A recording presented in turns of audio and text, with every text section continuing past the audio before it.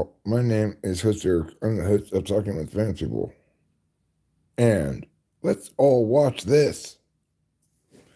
This what? This live stream, obviously. Let's all watch it. All 7 billion of us. I can expect and reasonably respect that we might get, say, I don't know, half of the 7 billion people, 3.5 billion. I won't even be disappointed if we get 1 billion people, live concurrent viewers. But any fewer than that, and somebody's not doing their job out there. There should be at least 1 billion people here watching the stream because that's just how phenomenal this stream is. It's like a combination of gold, platinum, cheesecake, bong rips, and speed. That's just that good. So wonderful. Granted, the camera work's not the best in the world. What am I, a professional cameraman? No, I'm not. I'm just a guy who makes, the best live stream in the world. Doesn't make me a cameraman. It's unreasonable to expect me to be a cameraman when I'm so busy making the best live stream in the world. The reason I know it's the best live stream in the world is because of the amount of people who watch it.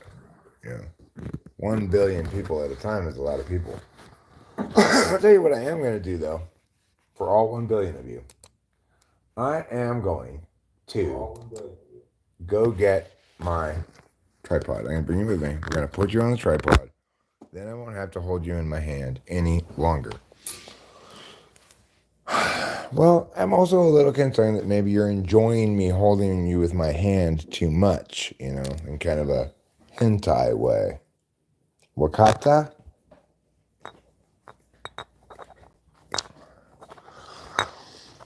So, I'm feeling a little sexually harassed by you right now. The way you keep stroking me as I'm holding you in my hand. And you keep singing, stroke me, stroke me. I spelled bong water. Too many slugs in my house. This is the problem with objects. I've been trying to explain this to objects for a long time now. They need to stop in the name of love before I drop some shit. And that's a reasonable thing to ask of these objects. Ask them to stop in the name of love before I drop some shit. All right. Let's put you right here. Oh, thank God. Oh, thank God. There's one fewer object I have to hold.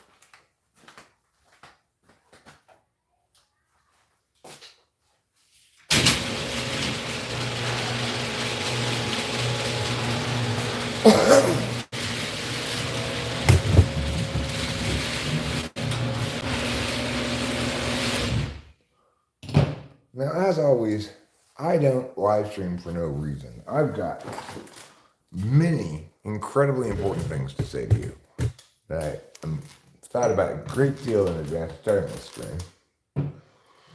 And the reason I'm not begun saying any of those things right yet is because I don't want any late arrivals to miss it, So I thought I'd just do a little filler talking right here. I appreciate your patience, Once we begin the actual meat of the content in the stream, you're going to be blown away. Your mind will be blown. Then, after you put it back together, it'll be blown a second time. By the time you put that second blow back together, this live stream will be over. You'll have maybe a couple of days to recover, depending on how long you stay away from YouTube. You're going to be so mind blown that it'll be traumatic. You'll have PTSD after this stream from the just sheer impact of the insight that you hear from me.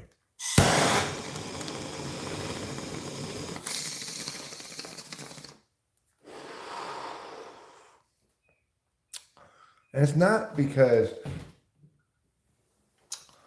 I want to blow your mind, it's because that's just how I roll. You know, it's like I'm like a jet airplane. Some birds are going to get sucked into my engines occasionally. Just how I roll. Okay. It doesn't mean you should trust me any less just because I murder a few geese. Unless you're a goose, then I could understand you trusting me less. That would be fair under those circumstances. But anyway, like I said, that's still coming up. Right now, we're in the pre-mind blowing phase of the live stream. We're just covering some basics. You know, what kind of clothes to wear, what if you need to pack a lunch, things like that. Ruben R., your pink hand is a wonderful way to show your solidarity with gay people. I show my solidarity by being a member of a gay couple and petitioning the state of California to gay marry me. Currently, they refuse and have only regularly married me, but that's discrimination. Here's the thing, Carmen Spam. It might be a little risky to come back post mind blow because I'm not sure how long the mind blow is going to last. You could attempt to come back post mind blow, re-enter the stream mid mind blow, and that's not necessarily safe for your mind. Like when I'm blowing people's minds, I'm doing it with the deft carefulness of a surgeon. And if you just pop in randomly, you might get a scalpel slice in the wrong place, you know?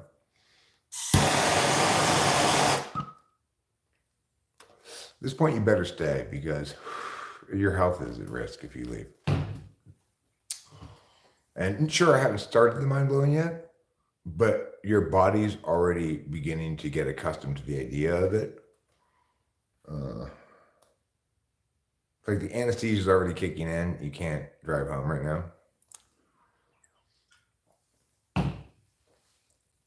But until the anesthesia does fully kick in, we're going to refrain from blowing any minds because I don't want any unsedated people undergoing brain surgery. And it's not because there's so many nerves up there in your brains that you feel pain. Instead, it's because just lying there awake with your skull cut open and your brain exposed is enough to make anybody feel a little awkward. So we sedate you for the same reason that we sedate women who go into their gynecologist appointments. It's so they don't feel embarrassed as their naked body is being probed by machines. So they don't feel embarrassed once they're in the stirrups and have the vagina spreader thing in there, you know. And then you invite all the doctors to come look, plus the interns, plus the orderlies, plus anybody in the waiting room. You know, it's enough to embarrass a patient potentially. So that's why doctors always sedate women before their gynecology appointments with general anesthesia. It doesn't go on here because I'm not a doctor, you know. I just play one on TV. I played Dr. Quinn, Medicine Woman. The thing about it is, she's a character that I really identify with because, like me, she's deeply conflicted. On one hand, she's a doctor. On the other hand, she wishes she were a medicine woman. When people come in with a broken leg, her first impulse is to shake some seeds in a gourd at them. But she resists and patches them up regular style eventually. Anyway, I'm trying to bring the character to life every week. And, you know, obviously I'm a method actor. And my character got pregnant during this current season. So I spent several months with a life-size newborn baby doll in my butt. Then when I gave birth, I went to the hospital, asked them to help me prepare for the role. We had an orderly, a nurse, and a doctor in there, and they pulled it out of my butt, slapped it, Said, your baby's not crying. The nurse said, I think it's dead. The orderly fainted. Scene. A Shaw woman. Is a female shaman called a Shaw woman?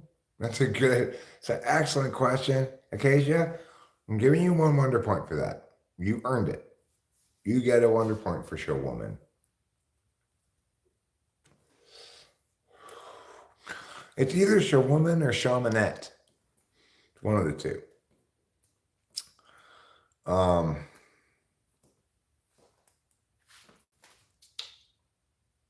Anyway, my next role is I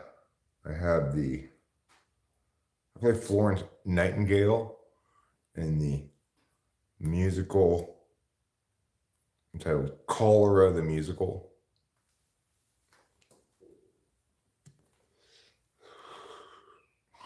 Quickly, please. I'm currently in stirrups. It's weird. Every time I go to my doctor just for to get my Adderall prescription refilled or something, he gets me up into the stirrups, he asks me to take my pants and underwear off, puts me under general anesthesia, and then I wake up later in this cold room with a prescription written in my hand. It's really strange.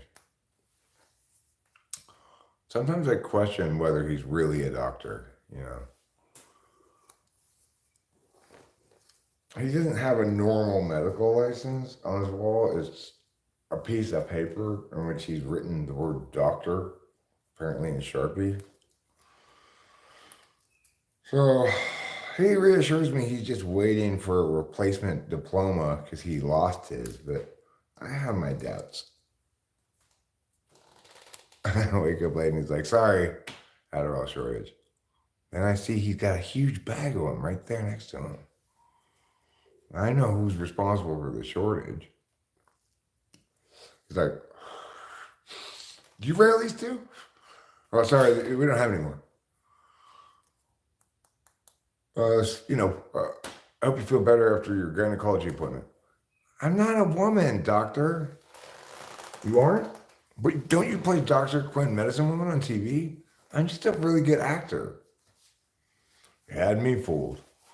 I never should have had sex with you while you were knocked out. Oh, I'm sorry. Fixed your problem. Wait, what did you just say? I said, I never should have found it vexing that you didn't have woman organs. That's what I thought you said. You shouldn't have found it vexing. You're right about that. I'm going to let this one go this one time.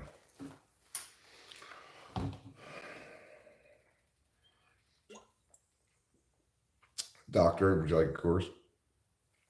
You want to smoke it? After appointment cigarette with me? I know.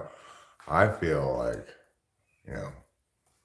worn out, sore in weird places. Maybe you do too. No? You don't smoke? You do smoke. Just not here in the doctor's office. Gotcha.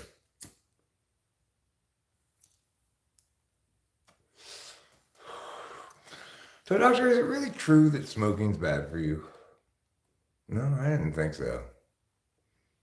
Acacia, I'm not at the pharmacy. I went to the pharmacy on Thursday night. Guess what they had for me?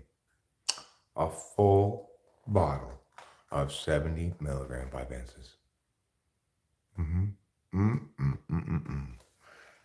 However, I'm actually thinking of asking my doctor to switch me to Dexedrine just because the Vyvanse is so expensive. Yes, it went generic, but my pharmacy doesn't have any generics yet, generic versions of it yet. So I don't know. Maybe I'll give next month a chance for them to get St. Johnny. Yeah, made the miracle of Vyvanse happen just in the nick of time for us to make it to his show, which was fantastic.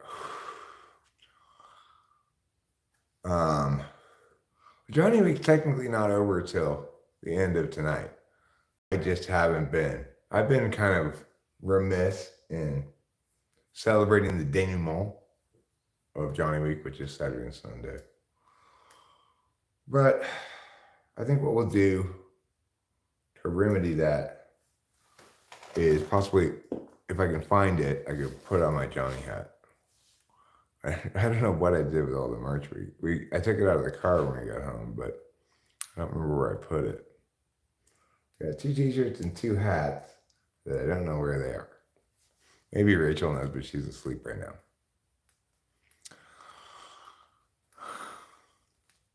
Anyway, I really like a couple of the shorts I made from that show. I have lots more snippets and stuff I could make more shorts out of. They don't do very well because I'm not sure why. I think it's because it's not my own original content, so YouTube doesn't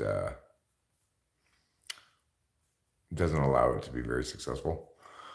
That's my hypothesis, but I really don't know. Anyway, the thing is, one of the shorts we made from that is Rachel and I singing along with Wide Eyed, and then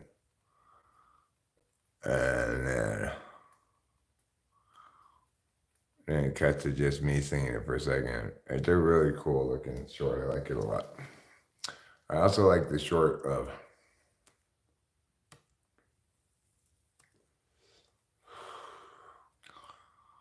if you saw a video that Rachel posted, you must have seen it on Instagram. I'm not sure which video she posted, but it might have been the one of us singing together, because I know she put something on Instagram and she said of it, I think she said like at Johnny or whatever they do on Instagram is for lovers. And Johnny himself commented saying it absolutely it is. Which we were very excited by. Johnny himself commenting. Very excited. Rachel's had Johnny engage with her on Instagram twice now. But I think that's because Johnny is a lot more active on Instagram than he is on YouTube. I don't think he pays much attention to his YouTube stuff. I think he's got somebody else in charge of that. But it could just be Rachel's a lot better at earning responses than I am, she might have put that same video up on Instagram. I'm not sure what she put up there because I don't have Instagram, so I can't even look at her Instagram. I probably wouldn't anyway. Because I'm just that self-absorbed.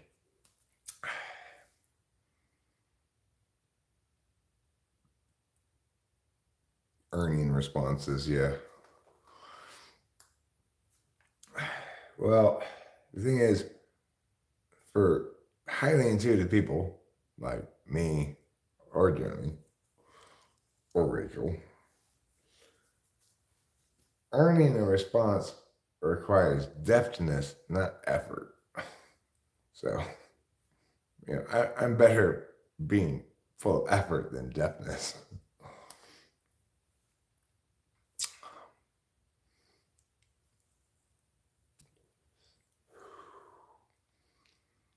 Like, to be successful in engaging with the world as a public figure, you have to actively control what things of yourself others have access to.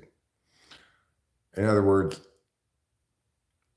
it's not the case, I don't believe, that Johnny has a shit ton of failed recordings that he didn't publish.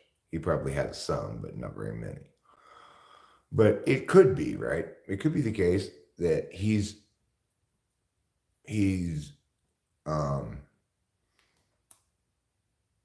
got as many misses as anybody else, but he actually just is a better editor, right? And is more conscious of the fact that you dilute your own brand anytime you put out anything that's not fucking dynamite, So the reason he impresses me so much is not any particular thing. It's the fact that he's got so many great songs and so few bad ones. Great tracks. Tracks/songs, it's the it's the pure clearness of that water, the absence of pollutants. But like my channel, there may be cups of delicious clear water in it, but there's also lots of chunks of unknown material floating around. So it makes you a little bit less desiring of getting a drink of water out of there, you know. But you know, it's just me, right? It's who I am.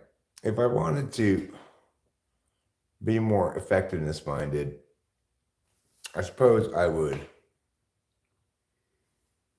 need to like start a new channel.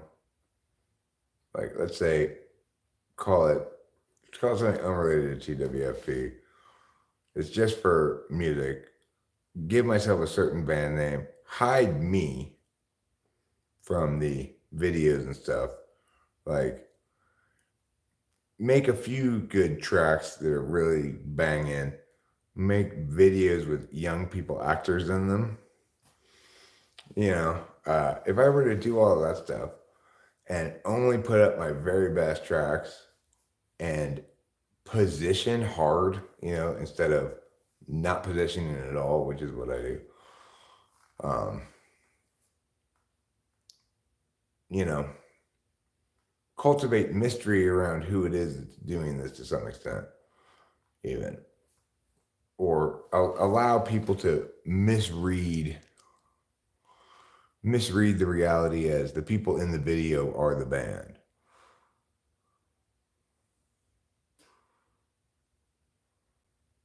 Also thought if I were to use profanity in a band name I enjoyed, courteous fuck. It's a good one. I also like fuck courteous.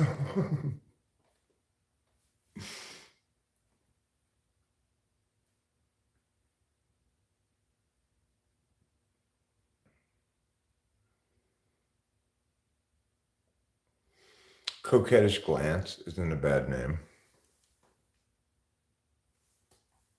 but probably not for me.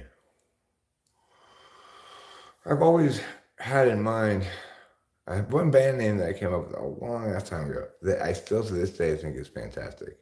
Is What About My Needs? I think that's a great band name. What About My Needs?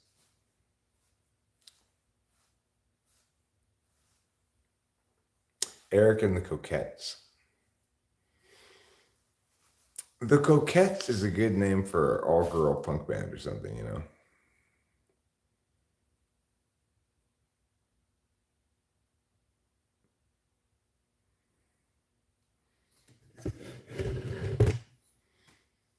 Fuck, fuck courteously.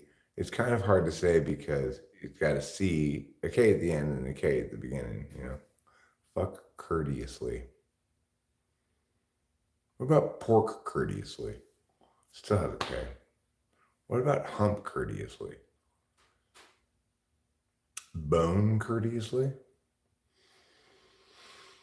I like the fact that that's command. I think command is a good band name. Such as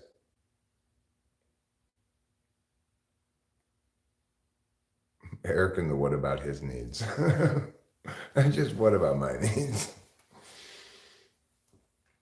Or I could just call myself Host Eric, Faithful Fuck. Friends Without Benefits. What about Friends Without Benefits? I think that's a pretty good name for a band.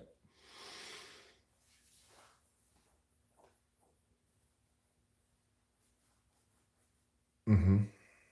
Friends Without Benefits. Or what about Fake Deaf Person?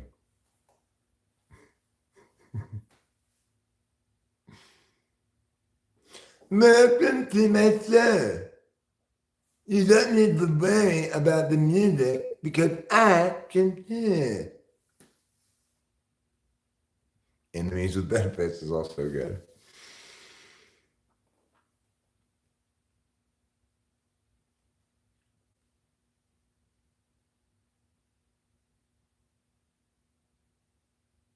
useless friend. That's useless friend. Your useless friend is a good name for a band. Your useless friend. I could consider my. I could consider. I could see potentially calling, naming myself something like that. Your useless friend. Who would just call me Yuff. YUF.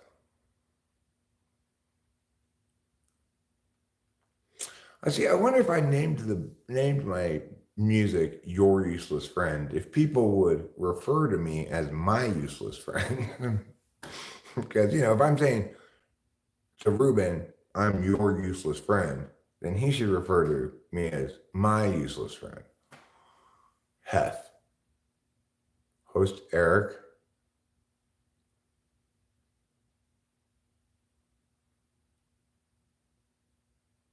What are those two F's for? Host Eric forces fun. Host Eric forces fun. Eric forces fun is not a bad name either.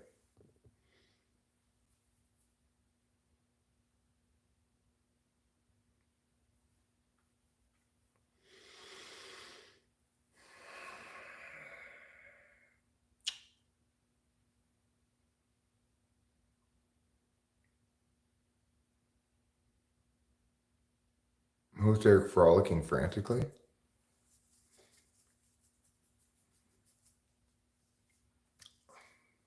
What do you think about that band? This is a band name. Learn the Charleston.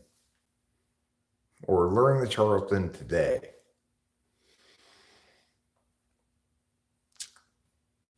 People will probably expect the band to be like 20s music, but it's not. Where does the Charleston come in? Okay, well, my dream is to have a bunch of people dancing in Charleston to my music, even though it's not the right kind of music for the Charleston. So I thought I'd better take some sort of steps to make my dream come true. Thus, I named myself, in fact, I've legally changed my name to Learn the Charleston Today. Do you know how to do the Charleston, Eric? No, I don't. I've delegated that to you. Eat muffins.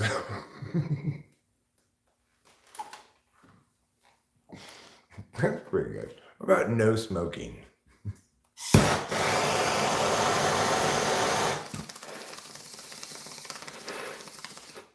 Or, why is no the only quantifier that gets used with smoking? How about some smoking, all smoking, only smoking?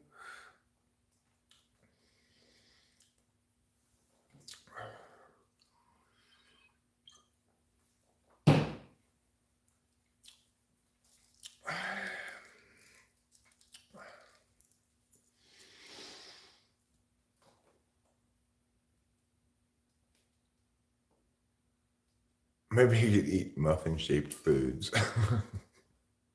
Sometimes smoking.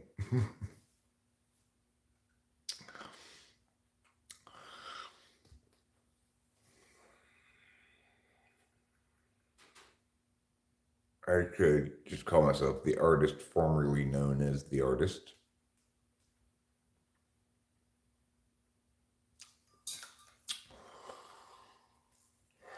See, it's spelled different each time.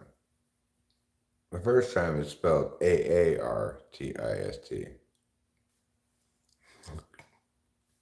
Artist, formerly known as artist.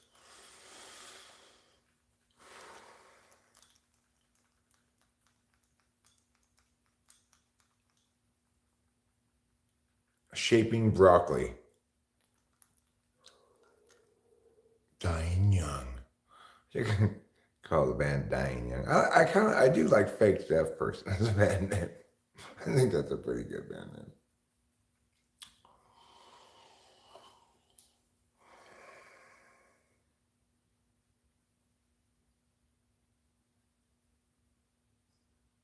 Truth Boofer.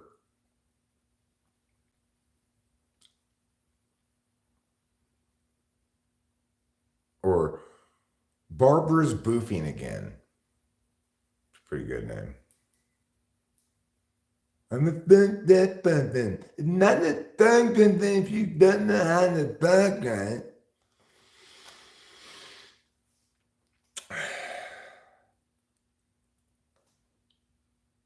You know, one time when I was living in Laverne, I actually contracted retardation for a couple of days before it passed. I sounded a lot like a fake deaf person then, too. You need to love me how I am.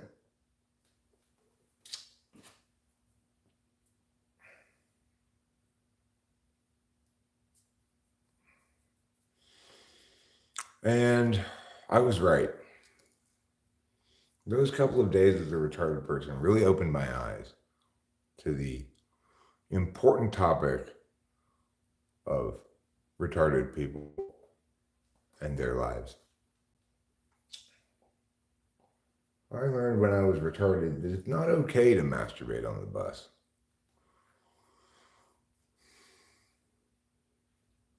It's a lesson I still apply to this day.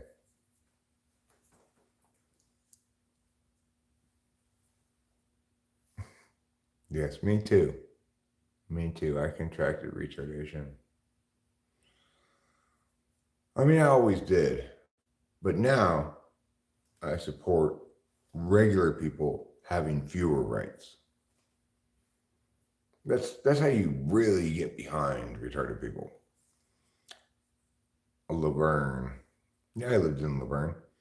Did you live in Laverne as well, Geisha? Laverne was nice. I liked Laverne. We lived on 5th Street. And it was kind of near a busy street, which is, I think, called White Avenue. No, we didn't live in Shirley.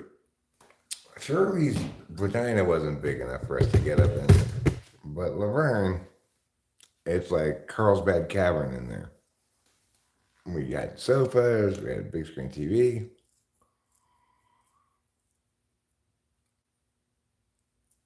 Oh, it was mosquito borne, Acacia. The retardation disease, temporary retardation disease, or TRD as they call it, is actually mosquito borne. As was my ADHD. I contracted it when I was traveling overseas. I was in the Congo, deep in the Congo, battling some savages when a mosquito bit me. I said, ow! Wow, I could really use some speed. That's when I knew I had ADHD.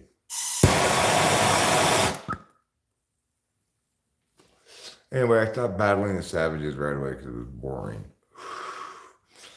On the first flight back to the United States, he said, Doctor, you've got to treat me. I've contracted ADHD. And he said, were you traveling out of country? Say, to Africa? I said, yes. He said, did you get bitten by a mosquito? I said, yes. It's not uncommon, he said. You're going to need 60 cc's of amphetamine, stat. So, fortunately, I've been on the right drugs ever since, so it's in remission. I'm okay.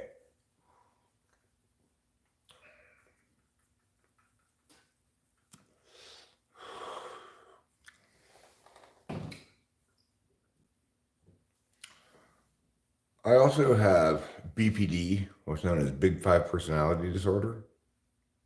It means I don't score well enough on the good ones on Big Five. Whereas I'm off the charts on neuroticism. Off the charts. It's quite a bit east of Pasadena, actually. It's almost on the eastern edge of LA County. Past Laverne, there's Claremont, and that's the very eastern edge of LA County. So Laverne's the second from the eastern edge of LA County. It's past the 57. So, you know, on the part of the 210 that didn't used to exist. It used to be that if you wanted to get to the 15, you had to take the 10 because you could take the 210 to the 57 and then down to the 10, but you had to get onto the 10 because the 210 didn't go past the 57. Well, my parents owned properties up in the high desert when I was a kid, and I had to go up there and work on them all the time. Um, we had to take the 10. On a rare occasion, if we were leaving super early in the morning or something, my dad might take Foothill Boulevard, but I think he did that once or twice, and it didn't matter in the traffic. It still took a longer time. Yeah. You had to transition from the 210 to Foothill Boulevard if you wanted to keep going that way out to the 15. Now the 210 goes through the 15, and it's better that way, obviously. Also, the Gold Line now goes all the way out to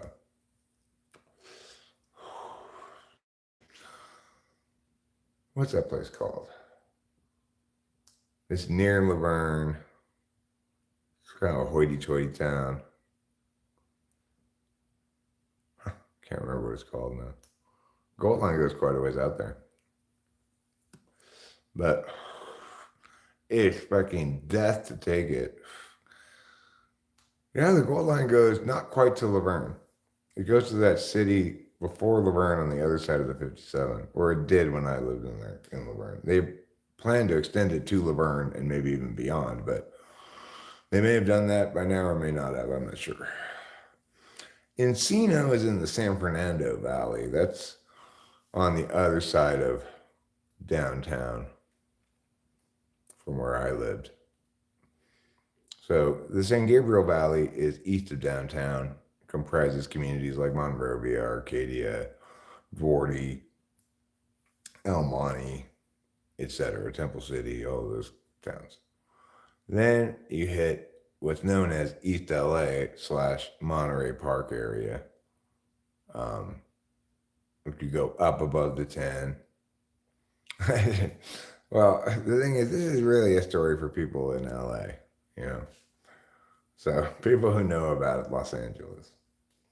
If you grew up in Los Angeles, if you were raised there and if you lived there like I did, then you have this weird obsession that's just built into you. A weird obsession about different ways to get places in Los Angeles and the roads and the freeways. I know LA so well, and I have had many conversations. It's just like they make fun of on the Californians on Saturday Night Live. It is really like that in Los Angeles. I've had so many conversations that go like, so how are you getting there? Taking the 5 this time of day? No, dude, I'd go to the 2. Go surface to the 2, go 2 north, the 134, take the 134 east. That's your best bet, man. Well, I know surface streets are a pain in the ass, but the 5 right now, right around Dodger Stadium, there's a Dodger game tonight. Oh, okay. Well, if you didn't know there was a Dodger game, I get it. But yeah, there is a Dodger game tonight. Yeah, that's what you should do. I mean, you could take the Pasadena freeway. You could. I mean, that would be okay too. You never know how the Pasadena freeway is going to be, if it's impacted or not. You might want to ask your phone. You must have had these conversations after phones.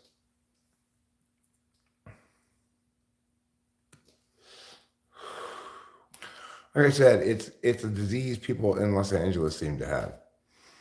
And I am no exception. I contracted it young. My dad used to have Thomas guides in the car. You could look up every street in Los Angeles. My dad loved maps. But, well, it's because, Acacia, there are good ways to get places at certain times and bad ways to get places at certain times. But I'll tell you, LA traffic's gotten more and more unpredictable. So you think, okay, now should be a good time to go this way. Yeah. And it's thick with traffic for no good reason. You can figure out there's no accident or anything. That happened to me a lot the last year or two of LA life. It's like my old heuristics were breaking down. Yeah. Thomas guides are the sentence diagramming of maps. You have to be a certain kind of person to love Thomas guides and a certain kind of person to love sentence diagramming. They're not the same kind of person, mind you. 'Cause I love sentence diagramming. In fact, we're going to do a little sentence diagramming right now. Because I need you guys to learn a few things, okay? I'm tired of your bad grammar. Sentence diagramming is definitely the best, if not the only, good way to learn grammar. So, let's diagram a sentence. This is a good piece of paper because its naturally occurring folds looks like a sentence diagramming already. No, Ruben, you misspelled grammar. The asterisk doesn't change that fact. Okay. So, what I want you to see here is basically a sentence diagram begins with 2 lines, just like that, okay? So let's have a sentence, Ruben misspelled grammar. For any sentence, you're going to put your subject right here and your verb right here. I think I misspelled, but that's fine. Now, where does grammar go? Well, we asked the question, who misspelled? Ruben. Therefore, Ruben's the subject. Ruben misspelled what? Ruben misspelled grammar.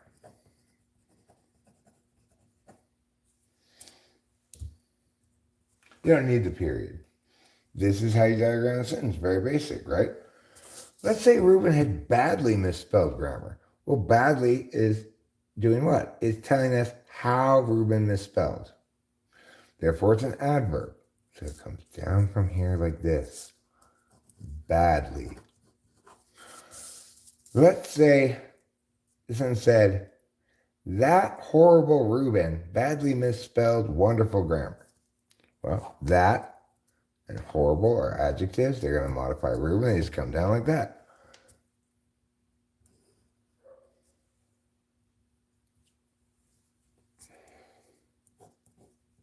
That horrible Ruben badly misspelled wonderful grammar.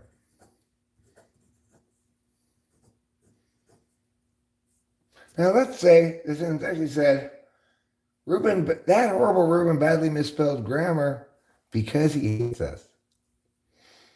Well, in that case, you have an adverb clause telling us why Ruben badly misspelled wonderful grammar. So you make this little dotted line here. And then you're going to make another one of these things, same as before. I'm going to make it smaller because I didn't plan for this.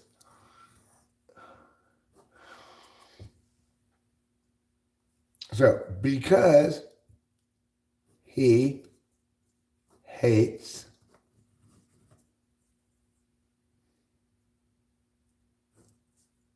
who does he hate? He hates us. Therefore, us is the direct object of the adverb clause. Where do we put because? Well, because is what we call a subordinating conjunction. All adverb clauses begin with a subordinating conjunction. Let me just write it on that dotted line right there.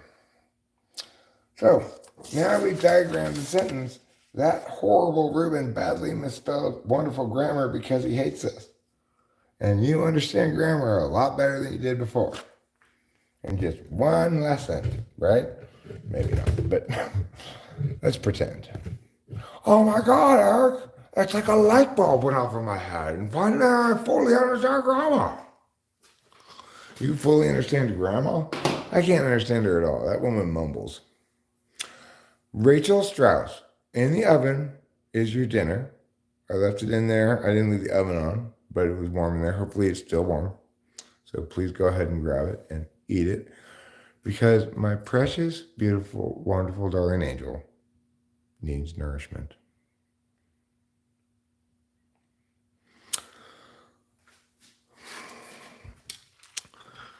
You need real food, Rachel. Having sex with me only nourishes your soul.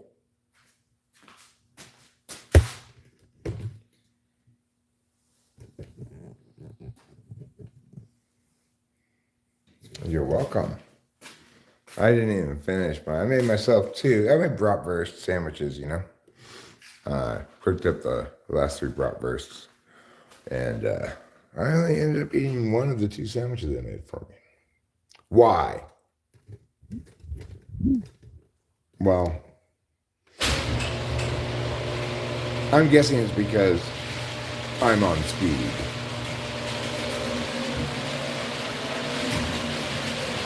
I really should have factored that in when I decided how much food to make myself. But I failed to do so. And that's why I am now wallowing in shame. As is appropriate.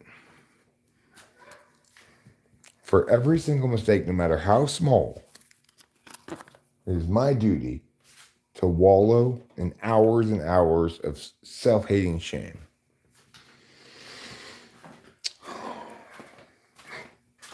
That's basically the INFJ's mantra.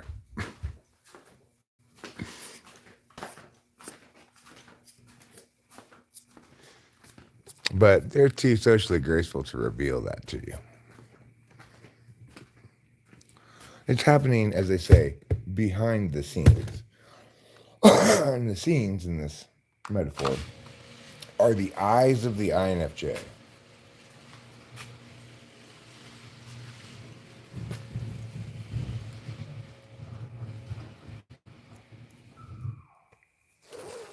There, I need a jacket because why? Because it's so cold. What is the temperature right now, Eric? Well, inside it says it's 72, but it feels colder than that. I think it's about 68. Maybe I just need to update the temperature thing. The other day, I took a guess as to how cold it was. Said I think it was 63 degrees or whatever, 63, 64. And Winston's mom checked it, and I had guessed it exactly right. To the degree. So I'm saying it feels like 68, not 73. Let's see if I update this if it changes.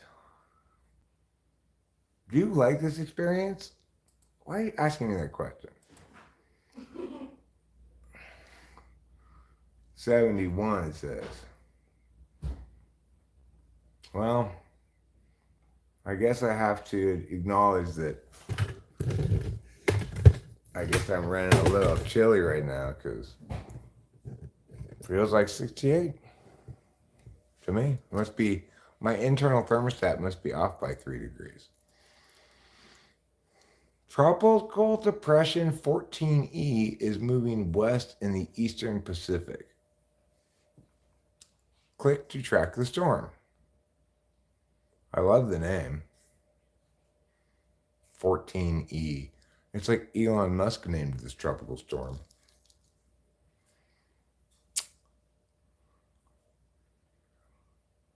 You're a tropical storm,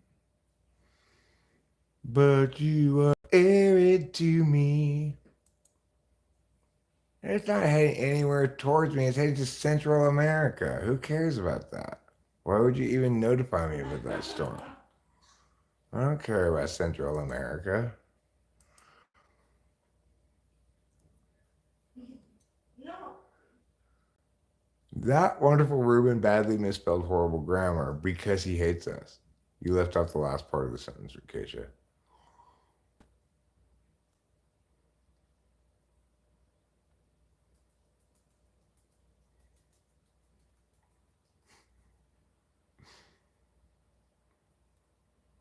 Ruben, you didn't just misspell grammar once. You misspelled it twice.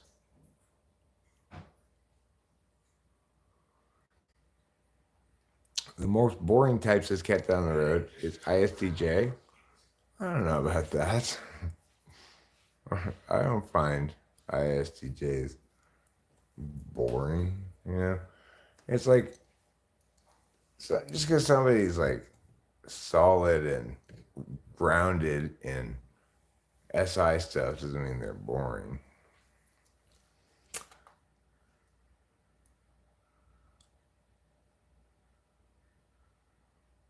It's the most boringest time of the year. 'Cause it's after the summer and holidays not yet ended September. It's the most boringest time of the year. What are we gonna sing For caroling? Carolyn? Like I said, I think we picked 3 songs. Oh, we did? No, I'm saying I think we should pick 3 songs. I would like to pick Sleigh Ride as one of them. Let's go. I hear the sleigh bells ringling, ting ting tingling too. Come on, it's lovely weather for a sleigh ride together with That's a you. good one. It is kind of hard to sing though. It may not be great in general. It just happens to be my favorite Christmas song. Aww. I really like that one. So then let's sing it. Cool. But I like a lot of Christmas songs, yeah. So I'm not married to singing that one. For example, I like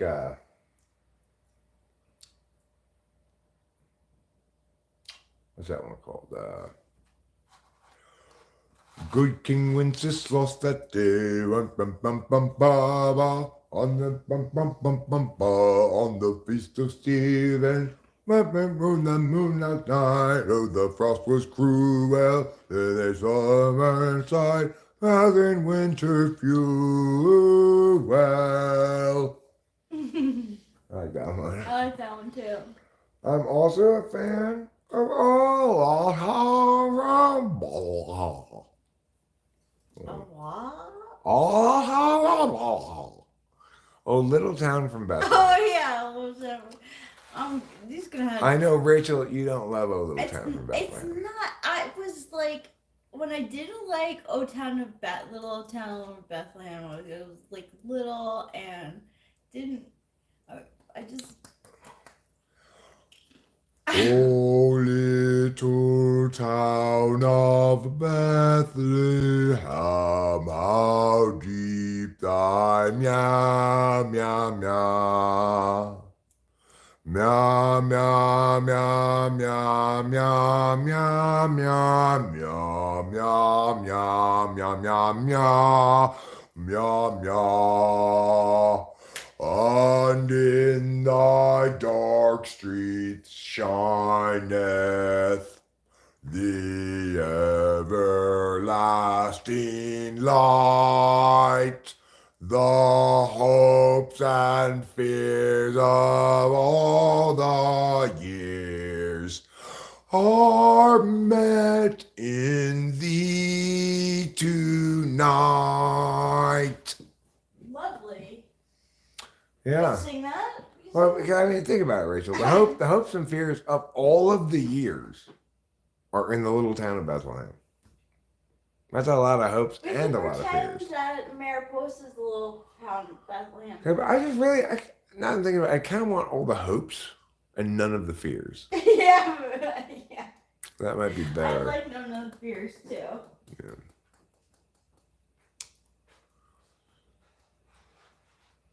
I didn't even know that you were out here. I can't believe you didn't want to speak with me. We could sing I Saw Mommy Blowing Santa Claus. I saw Mommy blowing Santa Claus deep inside her throat the other night. Those were the original lyrics to that song. And someone said, that's not appropriate for a Christmas song. Well, originally the lyrics were, I saw Mommy blowing Santa Claus Oh God, no. deep inside her throat the other night. That's what they originally said. I don't blame them for changing the words. I think it was probably a good idea.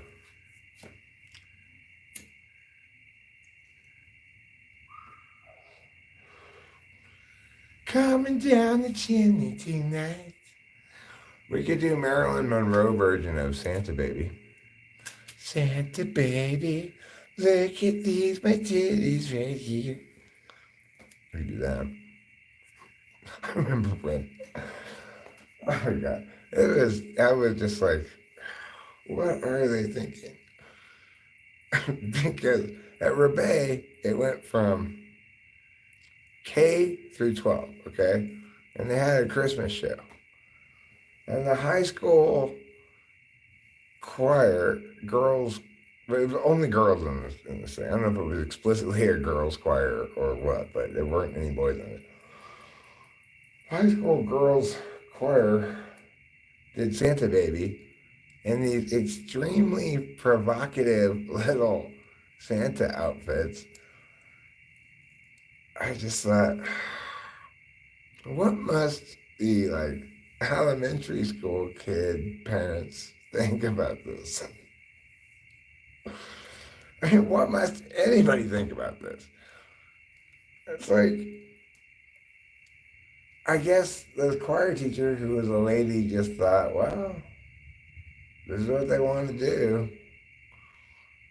But I guarantee it would have been a man choir teacher, and there would probably have been some questions like, why are you having these girls dressed like this to perform this song in this highly sexualized way on stage in front of the whole fucking school from preschool? It ended up being preschool through 12, not even kids through 12.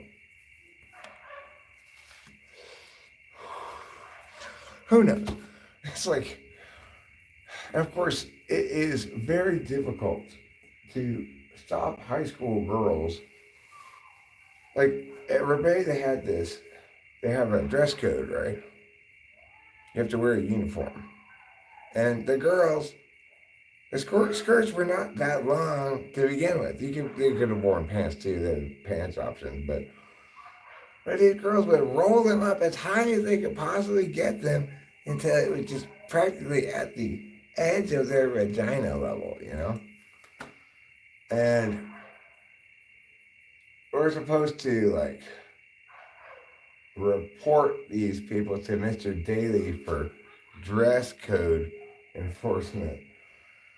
I just was like, oh God, I'm just gonna I don't even want to say anything to Mr. Daly or anybody else. Just go about my business and not think about it or pay any attention to it, because I don't want to be involved with telling high school girls about their skirts, you know? That just sounds like risky territory to me. Of course, I remember when Candace was the cheerleading coach of her high school's cheerleading team, her alma mater's cheerleading team. And she had them do this cheer, or I don't know how they came to do it. I was watching them. I'd have to go with her to like the football games because her squad was cheering, you know. And she had them do this cheer called Ride the Pony. That was even more sexualized than Santa Baby.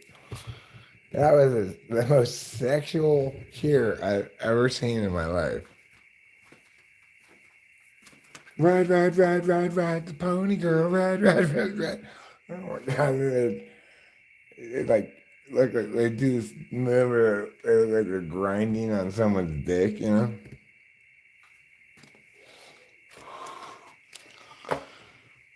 I'm like, well, oh, I guess that's what they want to do. You want them to do that, so okay.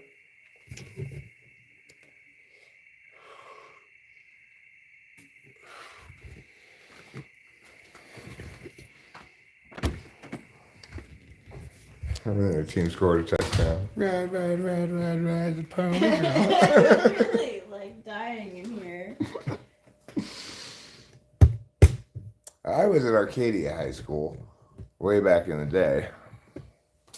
I graduated in 1989.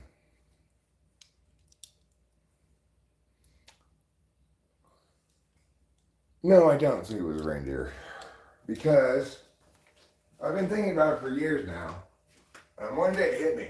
Hold on a second, reindeer don't drive. That's why I think it was one of the anti-Christmas villains, either the Grinch, maybe Kim Jong-un, you know, Scrooge maybe. Scrooge is a terrible driver. He's like 240 years old or something now.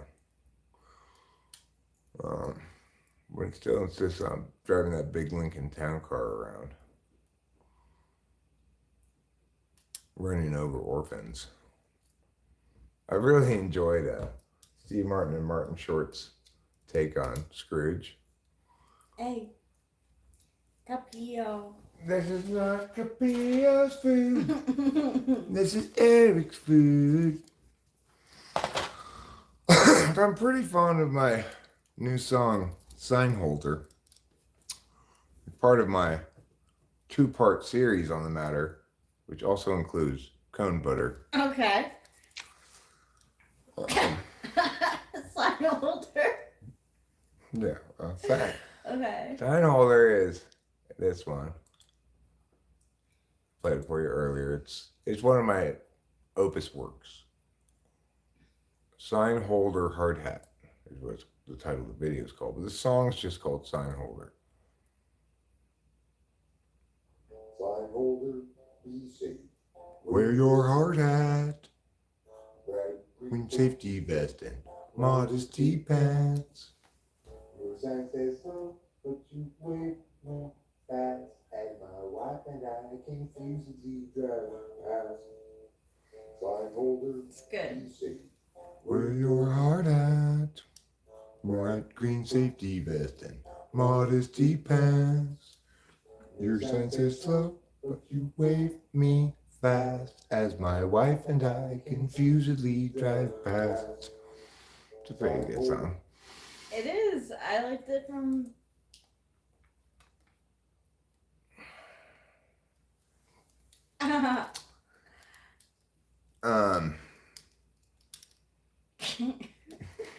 Maybe if I wanted to complete the trilogy, the third song would be called PG&E. Because they play a pretty big role in our life. They do. Currently. It could be called PG&E. You're leaving me, thank God. when? Well, just once they get the cables buried, right? We probably won't have any more power outages, and so we just pay the bill to PG&E, and we'll never have to talk to them again. We'll have to call them, and say, "Why is the power out this time? How long will it be out for?" That's true. I like Tim Robinson's Scrooge short on I Think You Should Leave. I'll have to check that one out later. I don't want to get copyrighted, so I'll go out. Scrooge encounters a cyborg from Christmas in 3050. I like that idea a lot. You used to have CL and P. We used to have, or I used to have, rather than Simple City, Southern California Edison, SCE. SCE was much better than PG&E, which stands for Pacific Gas and Electric. Our electricity bills here are fucking outrageous. PG&E is Get even higher. and they're raising rates again. When we first moved in, Les ranted to us multiple times about PG&E. I just kind of laughed it off, like, okay, you know, this guy has some weird thing about PG&E, whatever.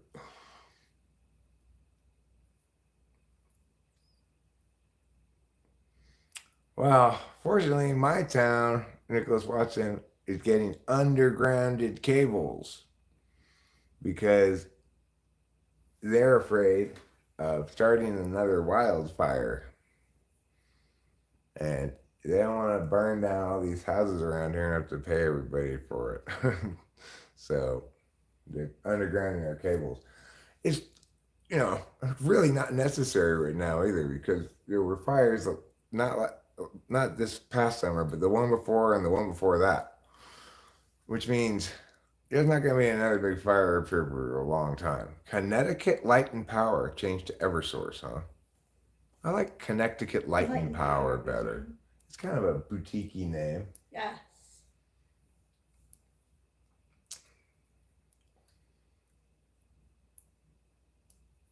Yeah.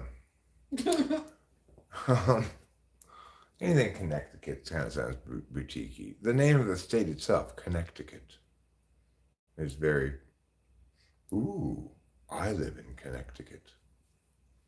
Kind of like Vermont. You know, I live in Vermont. so I can see the foliage change. It's true. Oh my God, you know the United States so well. I've never been to Vermont. That's one state I've never been to.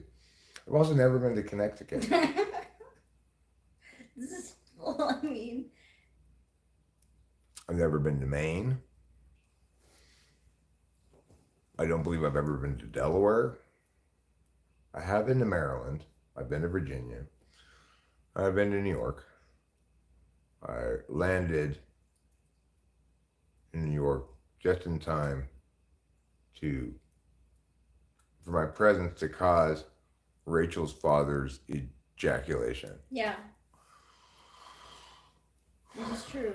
And then as I landed, Rachel was conceived. Our story is a lot like Jobless Reincarnation 1 and 2. It is. Jobless Reincarnation, it's a love story between Sylphiette and Rudius. But it's a 2-season long love story. And in the first season, he's childhood friends with this girl named Sylphiette. And they have like a childlike kind of romance. And then Rudius's father forces Rudius to go off to some other place, right?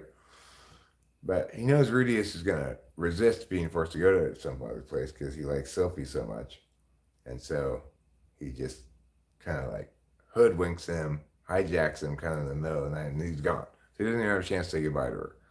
Then there's this mass teleportation event that separates them for a long time. Well, so too with me and Rachel. I landed in New York, she was conceived, and we were separated for 40 some odd years. No, 30 some odd years. Yeah. I'm not counting the fact that I was already alive. Okay. Yeah, that's what I thought. However old you were when we first met, that's how long we were separated. Actually, when you first encountered talking with famous people, that's when we were first reunited, although I didn't know it yet. Right? Yeah, so that would be, 2018. 2018. You were born in 85, so that means 15 years to 2000, 18 more, 33 years. 33 years. That's a long time. We were separated for 33 years. That's enough for people to just be like, move on with your life. Right, but we didn't move on. We tried to. We each tried to. In the fog of war, we didn't know any better. Delaware might be more boring. The reason I have a soft spot for Delaware is that when I was in elementary school and we had to do the state reports, where you pick a state and do your report on it, I picked Delaware. You picked it? Mm-hmm. Why did you pick Delaware? Because nobody else wanted that one. Oh, that's good for you. And I was like, I'm different and weird, so I'm going to pick Delaware. I like Delaware. I want Delaware. I want that one. And now I learned things like it's our nation's first state. It's the smallest state. It is the smallest state. It's the nation's first state? Yeah. Oh.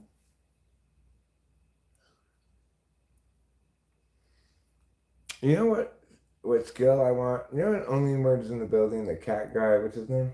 The character with the cats. We always say like Herman, but it's wrong. It's not Herman. I don't know what his name is. Really, Harold? maybe.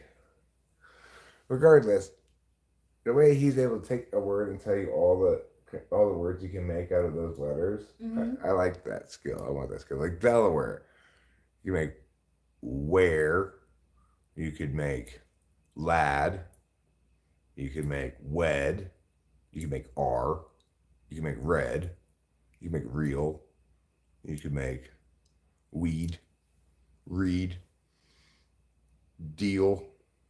You can make a lot of words out of Delaware. Isn't road aware? Isn't Rhode Island smaller? Not according to the encyclopedia that I read to prepare my elementary school state report. Unless I'm misremembering. It was a long time ago. Maybe it's smallest in population. I don't know. Maybe it's smallest in square miles. I'm not sure. Let's look it up. Is Delaware the smallest state? Is Delaware the smallest state? Rhode Island is smaller. Oh no! I was wrong. Oh no! Why did they correct you? No, they did. Someone no. No, but I mean, why did they? Oh, I didn't. ask? Like I said, what I said was it was our first state, and I think it might be the smallest state too. I didn't remember for sure. So I'm sure. I'm sure I got it right in my report. Oh, okay. Yeah. But look, it definitely is the first state.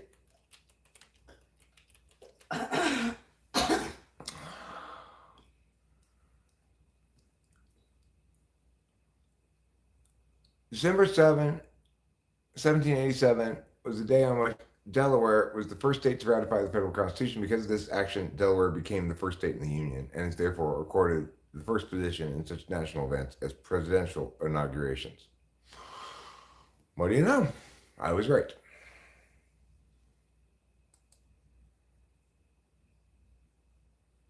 Wyoming is the smallest in population.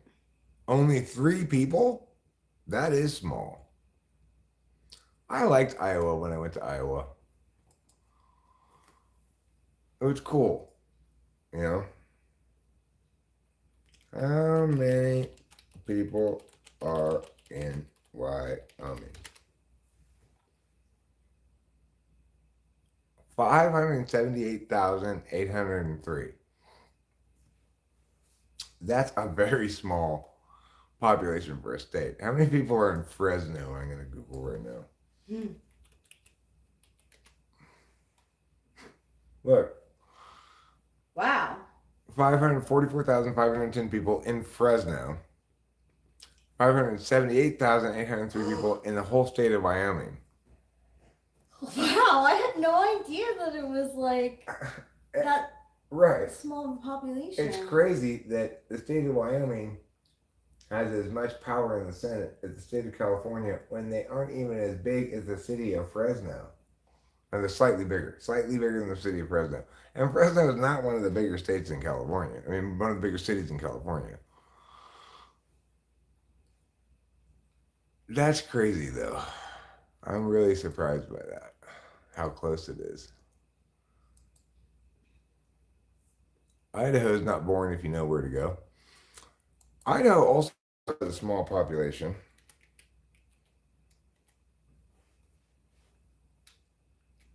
But the reason for that is because so much of Idaho is national park, national forest, or otherwise public or protected land. 2 million people in Idaho.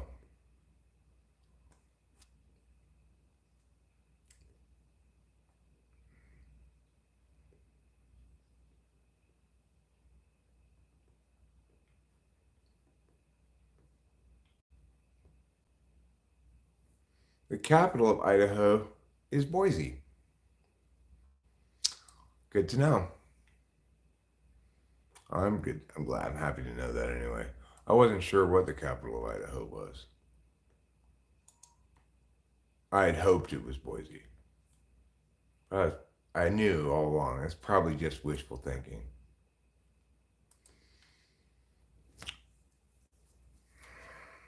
Okay, so what are we going to do? Well, first we're going to locate either of the 2 missing drinks that I have. Then maybe we'll go to the garage where maybe I'll find the bong that I'm also missing. After which we can maybe try to find the weed that I'm missing. So that'd be nice. I'd like to smoke some weed with you. Yeah, we've got. This is what I call my daily scavenger hunt. Daily scavenger hunt. Mm-hmm. So, first question: where are my drinks or a drink? Here's my tea. it's conceivable that I finished that beer. This isn't just tea, it's got lemonade in it as well. I don't want to lie to you.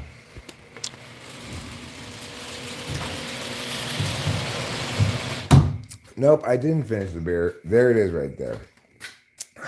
And look what else. Everything else we're looking for is here too. This is like hitting the scavenger hunt jackpot. We got everything we need now. The only last thing we do is close the garage door so we don't have to listen to the lady across the street yelling at her children.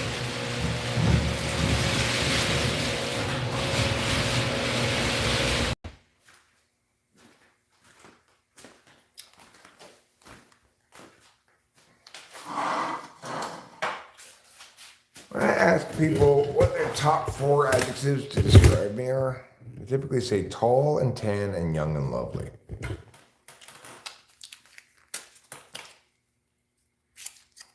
I say, well, I've got some news for you.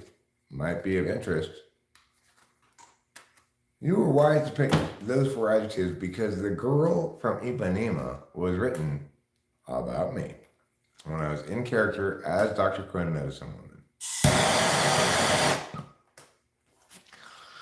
I was such a good actor, even though I didn't have any makeup or anything. I ended up accidentally seducing a number of different men in a number of different countries, including Brazil, inspiring The Girl from Ipanema, and also dancing. Prior to my arrival in Brazil, they were a very sober and Germanic people, you know, hard work, no fun. After I left, Brazil became the place it is today. Obsessed with soccer. I said, here, let me show you this game, Brazil. I busted out a soccer ball. I kicked it around a little bit. So I told them the rules. You hit it with your cabeza, sí. Mano, no. To which they said, we speak Portuguese. So we didn't say that in Portuguese. These are all my life events that I haven't gotten around to talking about on Facebook. Like how I introduced Brazil, I introduced soccer to Brazil, I also introduced dancing to Brazil. And also, the first person to ever get a so-called Brazilian wax was me. Because my pubes were getting real unruly and I wanted to go out, strut my stuff in my bun hugs, you know. But I didn't want, you know, edges of the forest escaping the white cleanliness of my bun hugs, so I got a Brazilian wax. I was in Brazil at the time. That's why they call it a Brazilian wax. And some women walked in while I was getting it done. And they said, oi, oi, oi! Los pubatos, no más! And thereafter, Brazilian waxes became very popular in Brazil. Even in countries that aren't Brazil now. Women everywhere. I thought it was going to be popular with the dudes, you know, because I try to set an example for my fellow men, but in this instance, I guess the women were a little smarter than the men because they're the ones who picked up on it. Butthole bleaching was also me. Because my butthole used to be the most awful shade of teal. And I said, blue, fine. Teal, fuck no. Take me to an asshole bleacher now. And I was informed that no such thing existed. I said, well, give me that doctor's college right now on the phone. Hello, is this Doctor College? Teach your doctors how to bleach my butthole. Within a year, I had a specialist available. And I got my butthole bleached. Now it's just regular butthole color instead of teal. After I got it done, I learned that the only reason it had been teal in the first place is that it had been eating a lot of blueberries. If I had just waited, it would have gone away. But, you know, when someone gets up to my butthole, close to my butthole, I want them to feel like they're maybe in a swimming pool. I like it to smell like chlorine.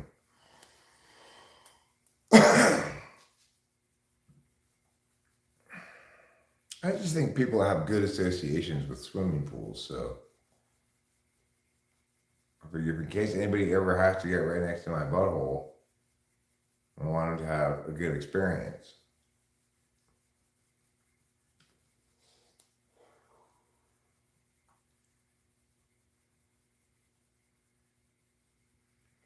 I'm just being a good citizen. I mean, I'm trying to earn a good citizenship grade. You know, like S for satisfactory.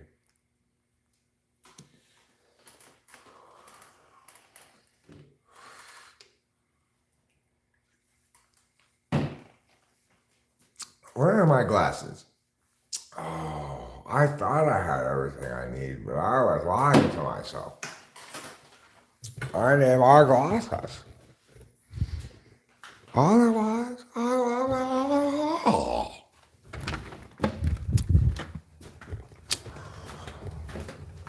all right, glasses. Get over here, you. You stinky glasses. Trying to escape my grasp.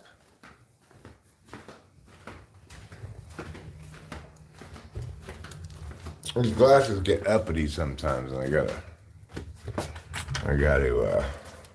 put them in their place. Oh, sorry, were you coming out here? I'm sorry. It's okay. I thought you were. I didn't know I needed to hold the door for you. You didn't know. It's okay. It was an accident. All right. Who's that? It was theirs. What's he? What's I don't know on what his she's shirt? doing. Teletubbies? Yo No. Gabba Gabba. Oh, Yo Gabba Gabba. Yeah. She collaborated with them. Well, Strangers with Candy is a show that I think gets too little credit. Oh. Has too little recognition from viewing audiences. Amy Sedaris has been involved in multiple brilliant projects, not just BoJack Horseman. Sure. The episode of Strangers with Candy where they do the play Raisin in the Sun is fantastic.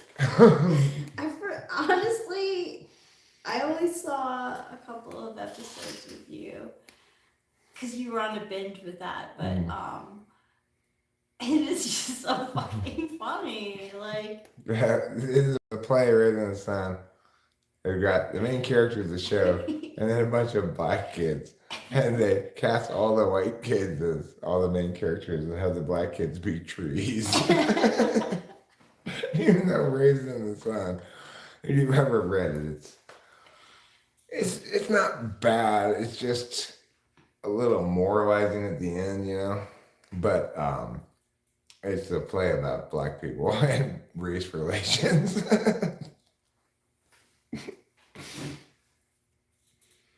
Biz Marquee.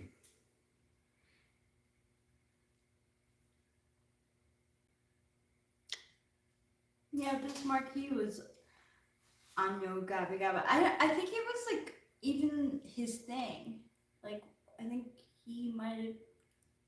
Yo Gabba Gabba got what he needs. But they say it's just a friend.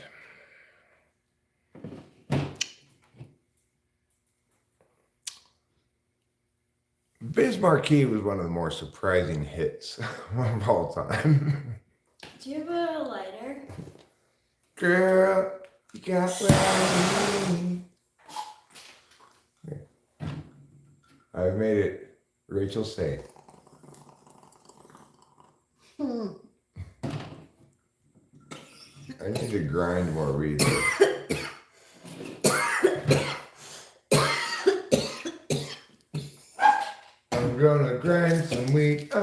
grind some wheat. I'm gonna grind some wheat. I'm gonna grind some wheat. You like H, Acacia? Well, to each their own. I'm not personally a big fan of heroin, but if that's your thing, girl, then you go for it. What if it's helium? Then it would be HE. Oh, I don't know. But why. it might be hydrogen. You do make a good point. You just didn't make it quite right. But you make an excellent point. It could be hydrogen that she's talking about. I like hydrogen too. No, helium. Wait, Hydrogen is H, helium is HE. Oh, I'm sorry. I'm sorry. Yeah, get your periodic table elements right. There's not as bad, not as bad as Ruben who misspelled grammar earlier. Forcing a sentence diagram this sentence. That horrible Ruben badly misspelled wonderful grammar because he hates us. Because he hates us? That's an adverb clause. Hmm. Yeah. Begins with a subordinating conjunction. Functions as an adverb, telling us why he misspelled grammar.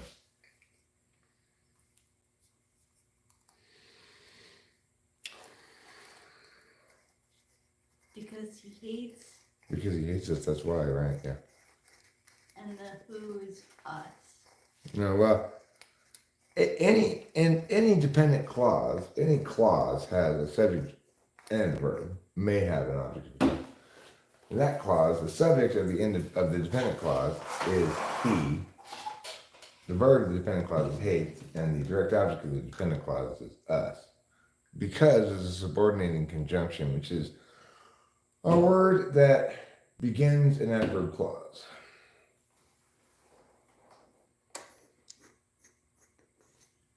Like, he bothered us while we were fucking. While is the subordinating conjunction.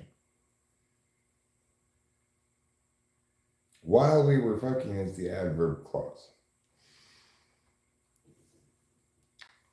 But what, everybody screams, is an adjective clause there. Oh, those are different than adverb clauses.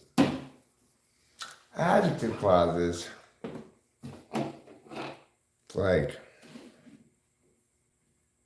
that nun who told that joke really annoyed me.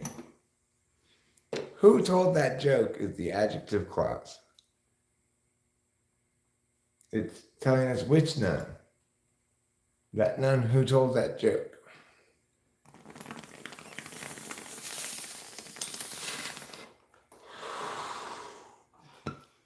Well, Eric, then, are there noun clauses? Yes, there are, actually. Like, whoever stole my pencil better fess up. You sound like a nice nun. I'm not a nun. I was just telling the story about this nun who told that joke one time. It annoyed me. Oh, wait, you should be a nun. I should be a nun. I wouldn't be able to be a chaste nun because I'm married. No. But you and I could move into the convent and we could supervise the other nuns. You know. I think we could just get a yardstick. We each have a yardstick. We just beat them as we walk down the halls. We don't even give them any explanation. It'll be easy enough job. We'll make $400,000 a month too. Oh, wow. Nun supervising is, you can make a lot of money supervising nuns. I didn't know that nuns were so like rebellious. They're incredibly rebellious. I need the light.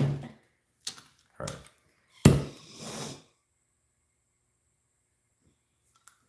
Thank you.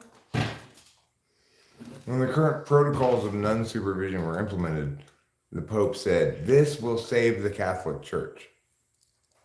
Okay. Better shut your mouth, sister. You're going to get 3 feet of discipline.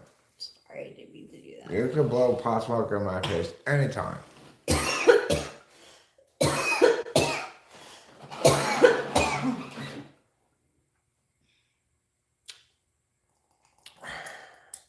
Okay, so right. What we're gonna do eventually was I haven't quite gotten to this part yet. We're gonna start blowing people's minds. Remember, if you were here at the beginning, you may recall that's the purpose of this stream. I had a whole bunch of mind blowing insights. I just wanted to wait a little while to make sure everybody who was gonna be here got here. But I think we're ready to begin the mind blowing insights this time. Just as soon as I pull this bar up and give you my first mind blowing insight.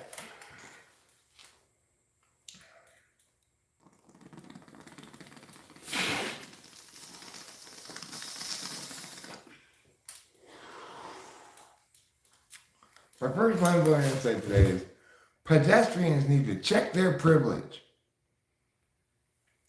I'm sick and tired of these so-called crosswalks.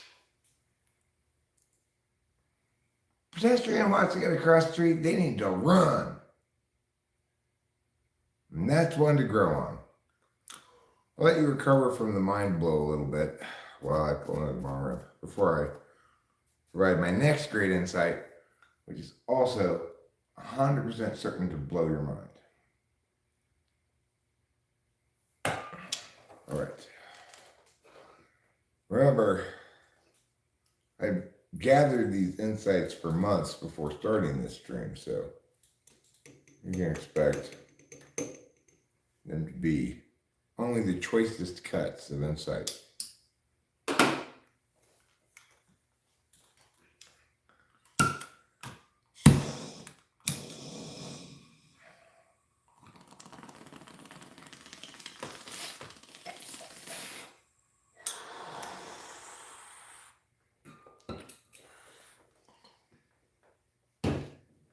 All right, my second big piece of insight is chicks don't like it when you call them broads.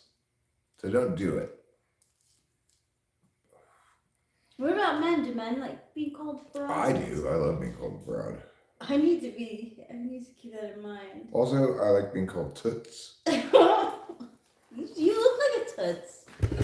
I like it when you say to me, listen here, toots. I really feel like I'm listening now because she's really commanded my attention.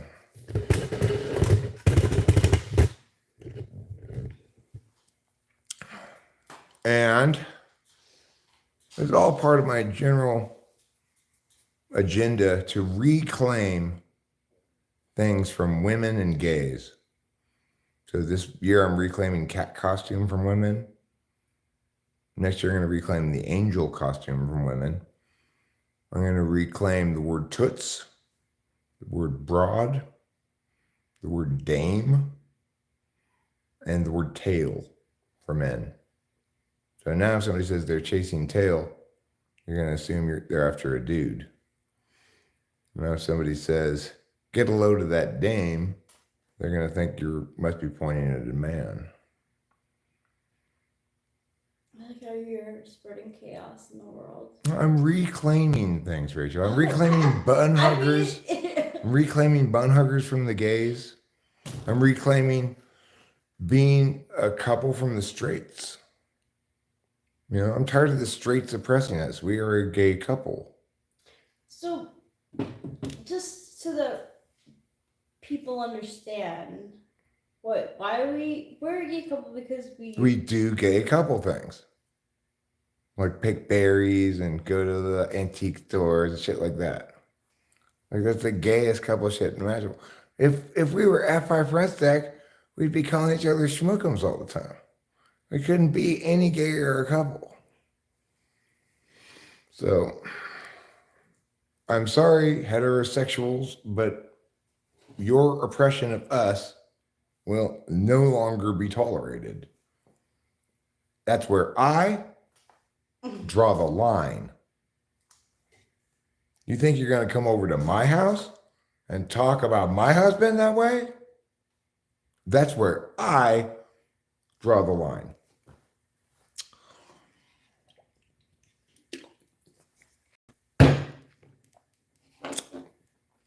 And that's another one to grow on.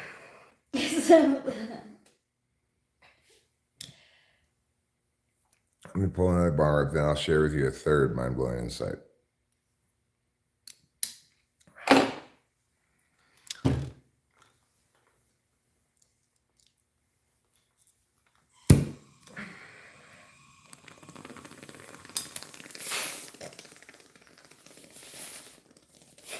All right. Next mind-blowing insight. Who's the boss was not as good as Mr. Belvedere. Much more popular, not nearly as good. I actually agree with that. I've seen both shows and I used to love Mr. Belvedere. Mr. Belvedere is pretty damn good. And can you remember the theme song to Who's the Boss? No. But I can remember the theme song to Mr. Belvedere. Bum bum ba da bum ba da da da da ba da da. I'm da da da da ba da da da da ba da da.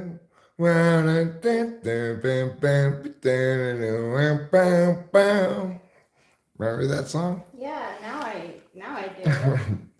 I don't remember the words, but I remember the tune to it. Because it had a good theme song. Who's the boss? I know they should have called it Who's the Cunt. Because Alyssa Milano was such a cunt in that show. Oh, wait. You're talking about the mom, I bet, huh? What was the mom's name in that show? She wasn't the cunt in that show. She was just a busy working woman who needed to hire Tony Danza to take care of her kids. The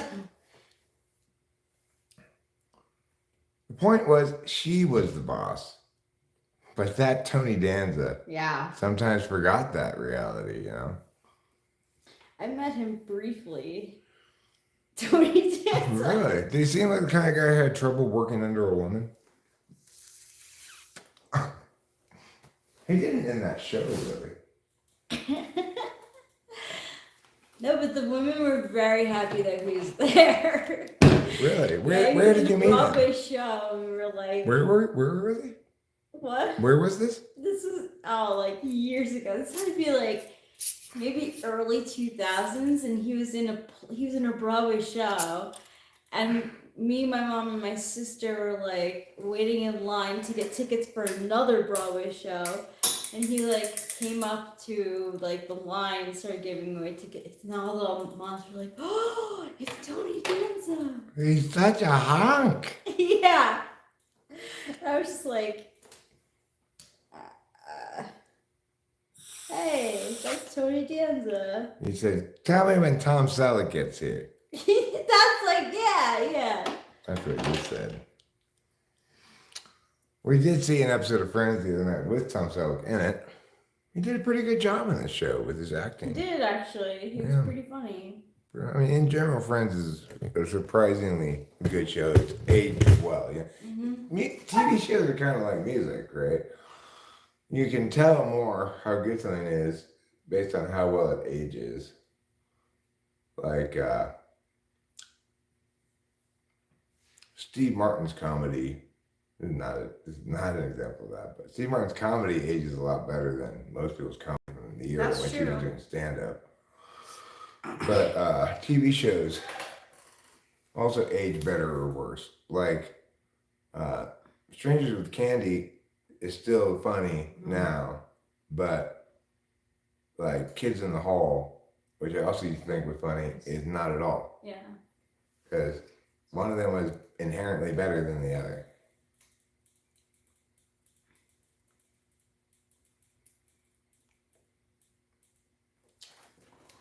But there's also a reality that some shows have a low rewatchability to them, but that doesn't necessarily mean they aren't good. Like, I didn't like rewatching Breaking Bad was not worth it.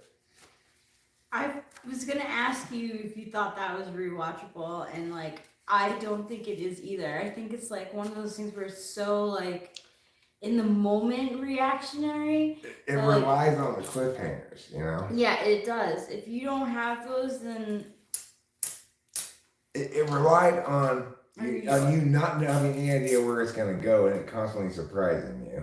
Yeah. And so you can't be surprised the second time by those things. No, right.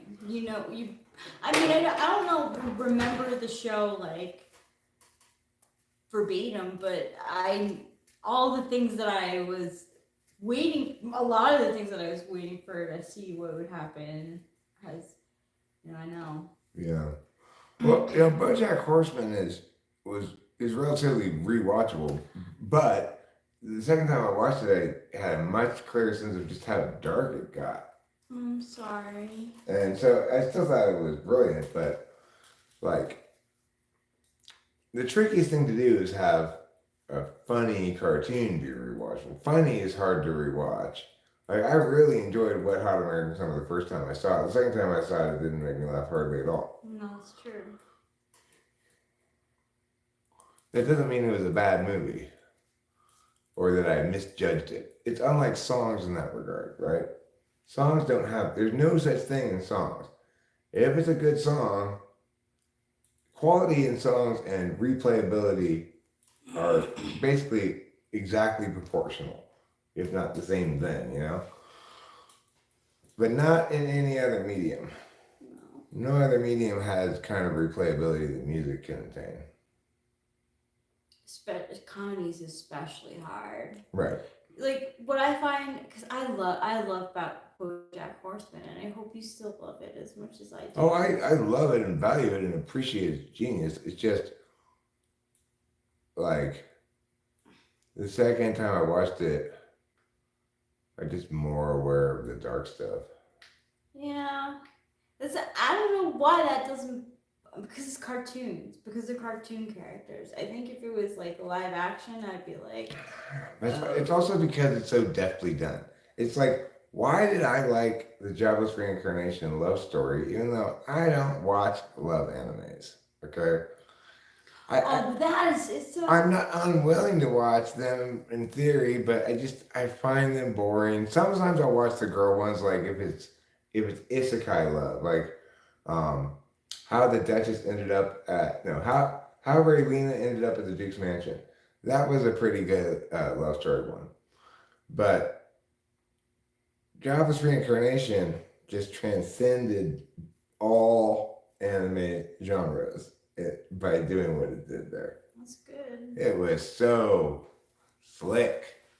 Just what a slick, like honest, earnest, smart, heartfelt show that is.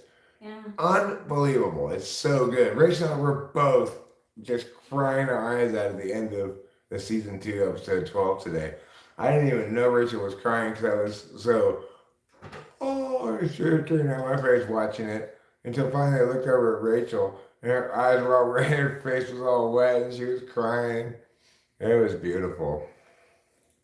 Beautiful episode. Beautiful 2 seasons worth of a genius show that is criminally underranked at 4.8. It deserves to be 4.9. I'm surprised it's 4.8. It was 4.9, but some fucking idiots thought like as it got deeper into the love story at the end of season 2 that it wasn't killing enough dragons or something, so they fucking voted those episodes lower so the total ranking went down or something like that. That's my hypothesis. I don't know that's why it went down to 4.8.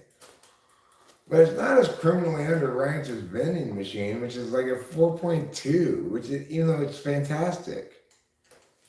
That one, it's like, I want to just call out all the Crunchyroll people and be like, okay, which of you fucks is voting this thing so low? Which of you idiots is giving this such a low stars? Because if it weren't new and it was in the back catalog at 4.2, I'm probably not going to check it out. It's true. And I'm just thinking about other people who might be in the same boat later on. It's not new to them, but they're new to Crunchyroll. They're never going to check it out at 4.2. They're going to miss out on a wonderful cartoon. They are. That's why if Crunchyroll had some way of scolding the other people who use Crunchyroll, I would scold them. I did leave a comment saying, how can this be only a 4.2? And somebody had to reply, haters, that's why. Wait, what was the 4.2? Vending machine. Oh, yeah. Reborn as a vending machine, now I wander the dungeon. Oh, yeah, you would have passed over that if it was 4.2. Well, with a title like that, maybe I would have checked it out anyway. That's true. With the concept like that, you know. I love the concept, and it's delightfully well executed. Mm-hmm. It's not it's not a work of genius adult art like Jobless Reincarnation is. But no, that's beautiful. That's like a beautiful anime. yeah, that's a real work of art. It's beautiful, but don't be confused. Don't let me use that word and make you think, therefore, that's just a synonym for boring. I might think that if I was hearing somebody describe an anime, you gotta watch this, it's beautiful. I'd be like, okay, I don't want to watch that. Jobless Reincarnation is not beautiful in that way. It's beautiful secondarily. It's first and foremost an excellent isekai. You get so sucked into that storyline and its many many capillaries and stuff. A really well written, just amazing character. The main character, Rudius, and his emotional and spiritual growth as, from a jobless person in their 30s in Japan to a reincarnated boy who's born to an offshoot of a royal family in Europe and an isekai with magic and dragons and stuff. You might think that that's not a good genre or something to tell the deepest and most powerful of human stories, but Jobless Reincarnation will prove you wrong. There. I even at first was like, oh, this show is about a pervy, like, I don't want to give anything away. Right. Well, it's, when it starts out, the guy who's reincarnated is a pervy 30-something Japanese shut-in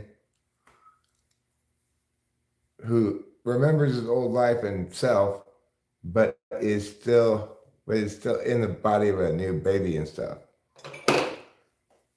You might think if you watch the earliest episodes of it that this is a shallow show you got coming on, like Rachel was saying, right? Yeah.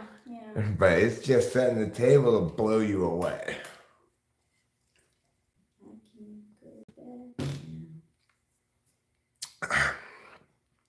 I don't watch it or go walk. So if you've not seen it, do see it on Crunchyroll. And just bite the bullet.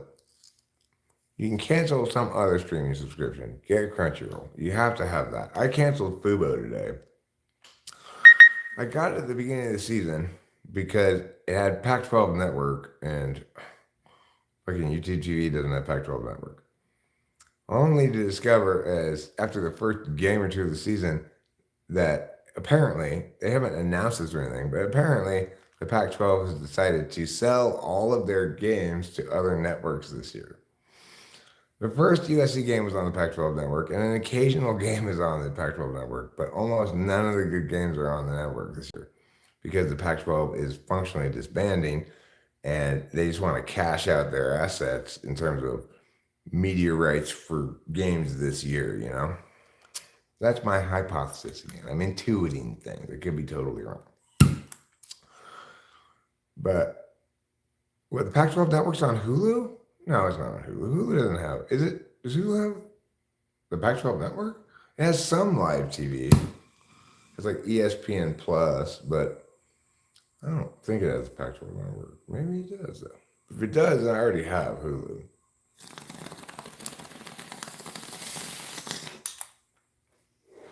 It was just week 0. USC played week 0. There were 3 games week 0. It was the first week of college football. My team was playing. Oh, Jobless Reincarnation is on Hulu. Start with 1 for sure. 1 and 2 are one complete arc.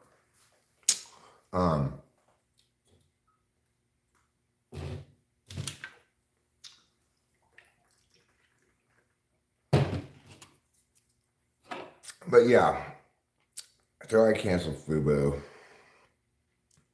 You don't need that charge. I never wanted to get it in the first place, and I didn't like it while I had it. Like, I definitely prefer YouTube TV. What YouTube TV does, which is seemingly fairly uncommon among streaming services, is their fast forward 10 seconds button works seamlessly on our internet currently. I'm not sure if other streaming services fast forward 10 or 15 seconds or whatever they do it, buttons don't work seamlessly because of me and this internet here or because of the streaming service. But yeah, Fubo is a legit competitor to YouTube TV because Fubo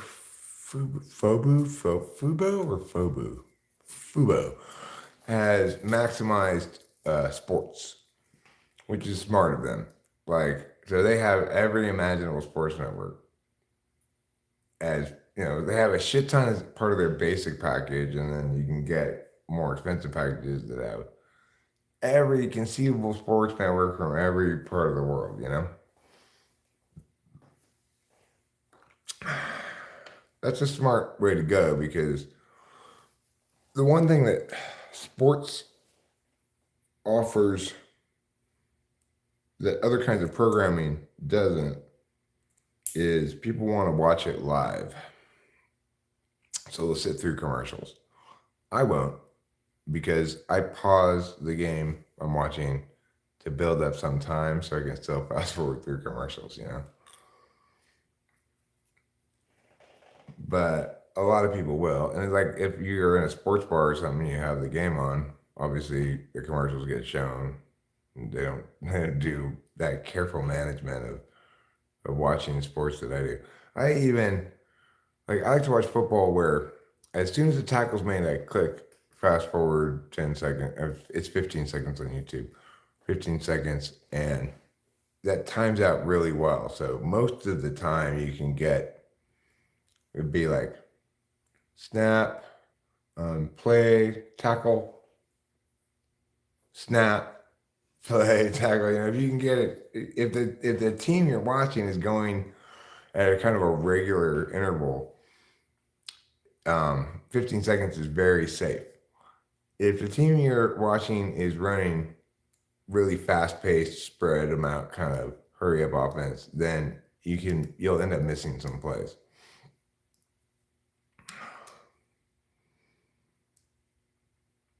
Yeah, isn't that the best way to watch football?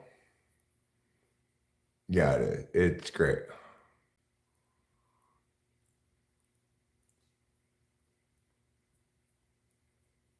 FUBAR. Fubo makes me think of FUBAR, which stands for Fun Up Beyond All Recognition. Isn't that? It's such a great way to watch football. It's like somebody in a film room for a football team edited it for you. You know, if you get the right speed offense that you're watching. Obviously, your choice to click the fast forward 15 seconds button is timed to the offense. So just like the pace of the football game is timed to the offense. Offense controls the pace of the game because they can hurry up or slow it down as they want. They have a certain amount of time to get the snap off and take that whole clock or any fraction of that clock. Ergo, offense controls the pace of the game in football.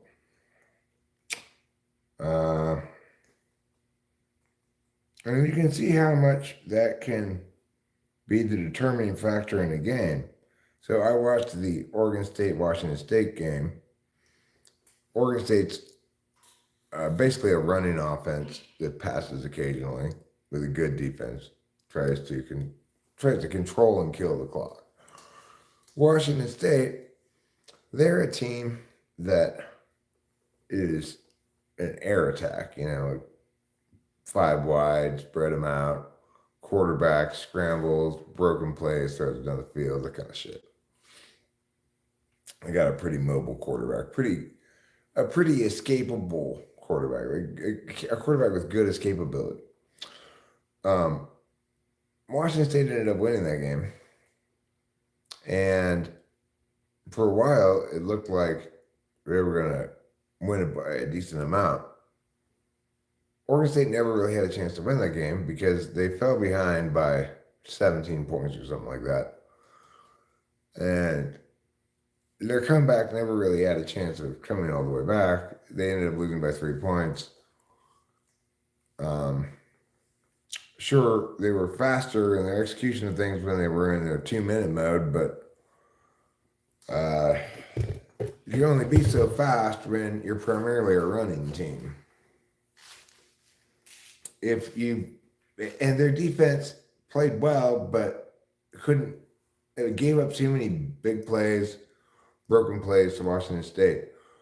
So it's like, I think if they played that game 10 times, Oregon State would win 7 or 8 of them, probably. But in this instance, they couldn't control the pace of the game because they got behind. That's the disadvantage you have with a running offense. You need to stay close or get ahead. If you fall behind by 2 touchdowns and you're a running offense, then it's going to take you, your whole game plan is predicated on controlling the clock. You can't control the clock when you're running out of time to come back. You can only control the clock when you're ahead or tied or maybe behind by a point or two with driving, you know. But still, if I were to construct an offense for a football team, the first thing I do is I construct the offense around the players I had. So if I've got good run blockers and good tight ends and a good running back, I'm going to obviously build a much more run heavy offense than if I've got good wideouts and pocket passer or whatever. But if I had my choice to pick the players that I wanted and build the offense that I wanted, I would definitely build a run heavy offense. Even though it has the disadvantage I articulated, I much prefer the idea of ensuring that I maximize my opportunity to be in close games with opportunity to win them, which is what a running offense allows you, versus the opportunity to put games away sooner and or blow out people, but increasing the amount of times I get blown out and or the amount of points my defense gives up. So if you run a really fast-paced offense, then your defense spends a lot more time on the field. You're going to give up a lot more points. Because defense, for some reason, I meant to Google this the other day, but I never got around to it. I want to know why exactly defense gets tired faster than offense. I've heard it a million times and commentators saying it in football. I've already long since accepted it as gospel truth. But the other day I was trying to explain to Rachel, something as I often do. I like to explain things to Rachel. She may not ask for the explanation, but I'm giving it to her anyway. I like it. I feel like I'm in the know. I said, well, yeah, defenses get tired faster. Rachel come in the room if I'm watching football, just sit down. She's in for an earful of football analysis by Eric. It's good though, because I am interested in sports and football, I enjoy watching. And it's like I don't really have much of an outlet for my sports talk because people around here don't really encourage me to talk a lot of sports. That's true. That's true. But anyway, yeah, I would like to run a nice, if I were an offensive coordinator, I would want to have offensive linemen who specialize in run blocking and as a consequence, are less good at pass blocking. I'd like to have tight ends who are blocking tight ends more than they are receiving tight ends. I'd like to have a running quarterback more than a pocket passer. Ideally, a couple of them. If you're going to have a running quarterback, You expect him to get injured. And I'd like to have I'd like to have two running backs. I'd like to have an inside the tackles back, and I'd like to have an outside the tackles back. In other words, thunder and lightning, right? And then what I would like to do is set trends where if I'm running this back, the thunder back, you expect it to go between the tackles. If I'm playing with this back in the lineup, you expect it to go to the outside. And then subvert those expectations in key moments. So put in the fast guy in 4th and 1 put in the big guy at 4th and 1 and have him run, have everybody think you're running through the tackles, and then pitch the ball outside to him or throw him a backwards pass out in the flat or something, Let him bull his way through the DB, Then the DB's got to come up and try to make the tackle, and you got your fullback-esque running back in the flat. Just let him fucking bowl that guy over, Just steamroll him and get the first down. I like that idea for constructing an offense, where you know ahead of time where you're going to set your trends and set other people's expectations.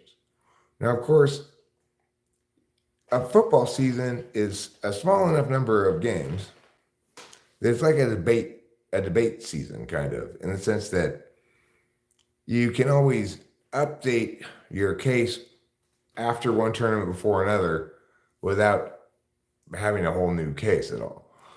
In fact, you expect, if you're good and scouted it all, for people to be aware of what you ran last time. And so you get to play with that, right? If I were a football coach, that's how I would deal with things. Of course, I've never played a single down of football except like on the street with my friends, And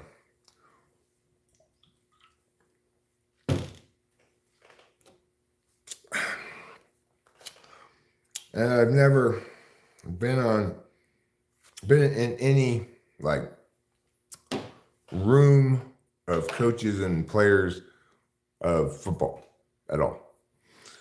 So I would never be hired as a football coach. I have absolutely zero relevant experience.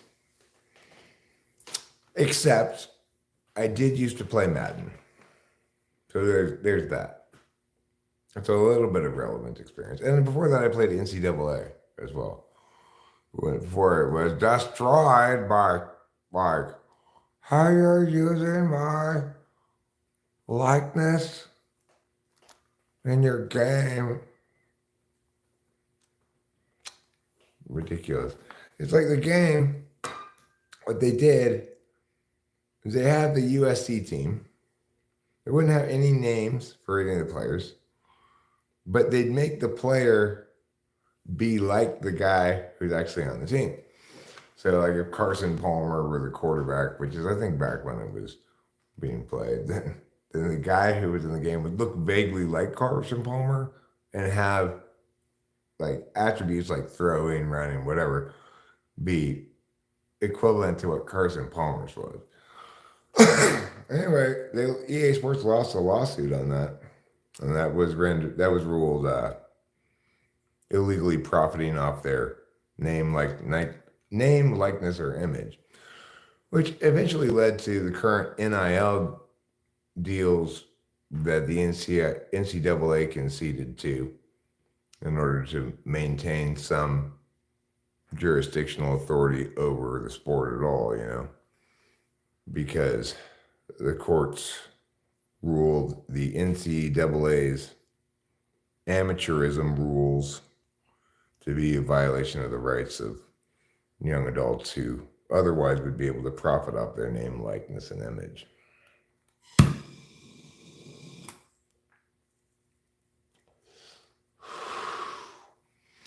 So good for the courts. Good job, courts. Good job, courts. You're so handsome. I love you. I love you too, my darling. Thank you. And you are even more beautiful than the most beautiful sunset in Hawaii. That's so romantic. Mm-hmm. Everybody knows that Hawaiian sunsets are the most beautiful sunsets anywhere.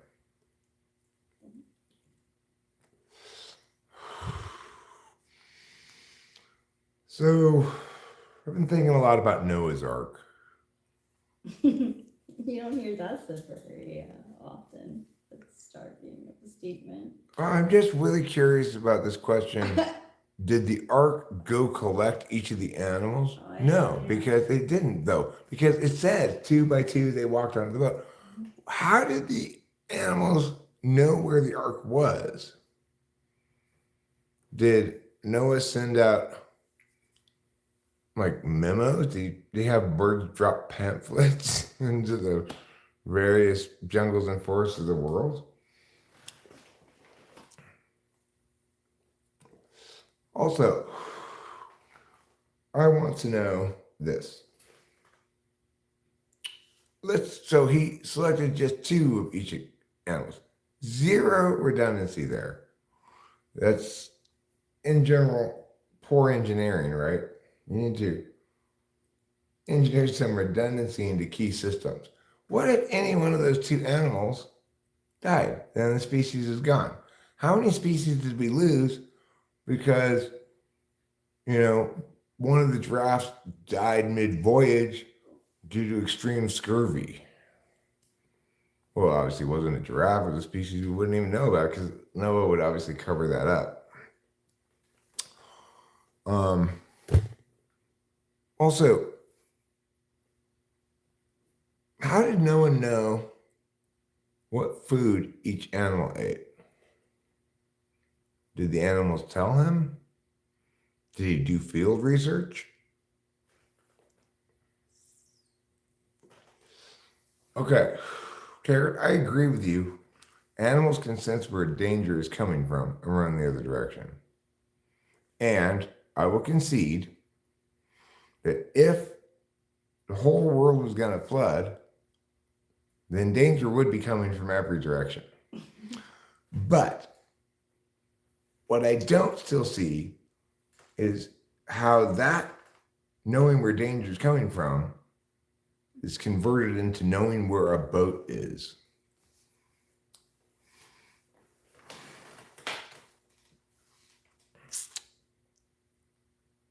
Also, I read another important question. Why didn't Noah get 2 of each fish? What does he think is going to happen to the fish after the flood? They're all going to be washed onto dry land. So he needs to put them safely on his boat. Just let them flop around on the deck for a week. Ew! It smells so bad. The whole boat would probably smell bad, not just from the fish. Yeah. Well, how did he prevent, say, the cats from eating the mice? How did he prevent the basset hounds from rolling in the cat shit? Because they do that. It's magic. Or maybe he just said, "Don't pet the basset hounds." Oh, he stated the rules beforehand. Well, he told his wife was on the boat, Oh right? yeah, his wife was on the boat. Yeah. She had thought she was against the whole idea from the first place, but then when the rains kept falling, she's like, "All right, I concede. You were smart to build a boat. I'm not sure why we had to bring all these animals on the boat with us, but I'm glad to be dry." He said, "You won't be for long," because an elephant was just about to piss on her.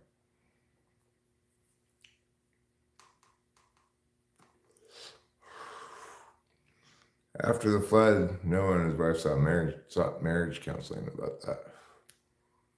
She said, "You laughed when the elephant peed on me." And then he couldn't help it. He laughed again in the therapy session. The therapist tried to scold him, but the therapist laughed then too. And the wife felt deeply ashamed.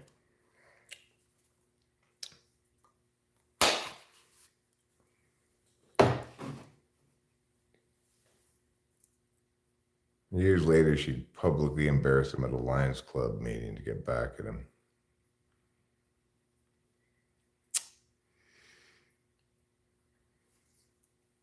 The Lions held yearly club meetings in celebration of Noah's saving them from disaster.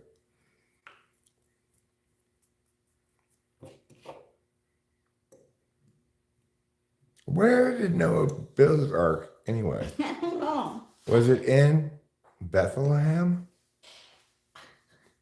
Was it in Israel somewhere? Why isn't there a song about the ark?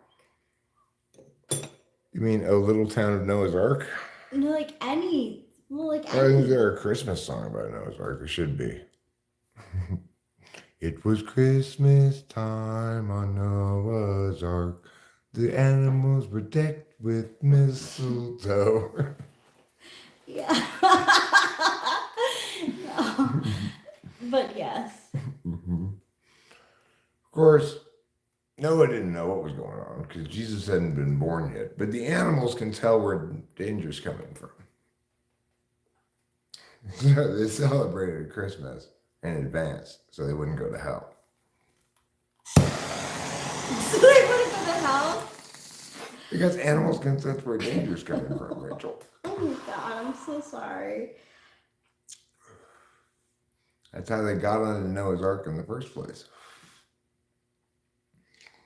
It was the only spot on the planet where danger wasn't coming from. Animals aren't dumb. If they can tell where danger's coming from, then they can also tell where danger's not coming from. I mean, there are some animals are dumber than others. I'm, a little surprised the possums made it. More than a little surprised. I'm a little surprised. Who else? Well, I mean, I'm surprised the skunks didn't think they were gonna make the flood go away by making it stinky, Yeah. I guess the skunks, maybe the skunks and the possums got help from some other animals, I'm not sure. Yeah.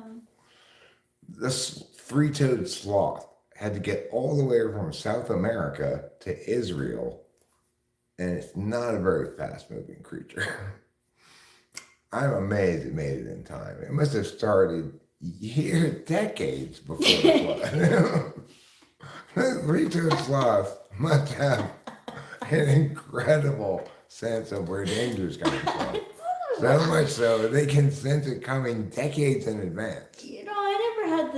I never had a great sense of the size and scope of scale of This operation, right? Yeah, that boat must have been huge. It was enormous. The thing is, they didn't have to get sea otters because they were going to be in the sea, but they had to get river otters because they were freshwater and obviously they climb out on the land sometimes. They had to get alligators.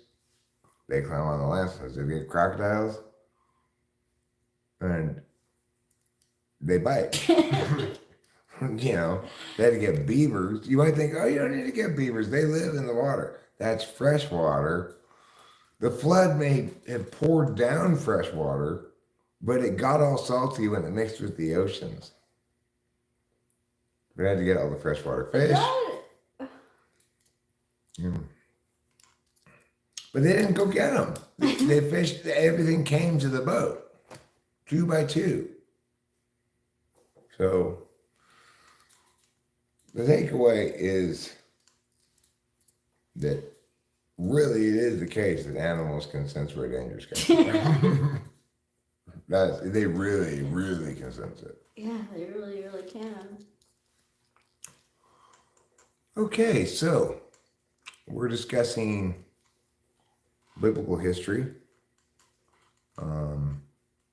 discussing the flood, and how God decided it was just a one-time thing after it happened. He'd had a few of the angels critique the plan before he executed it. One of them saying, "But won't that kill everyone?" God said, "People are good swimmers." After the flood was over, they had a post-mortem meeting.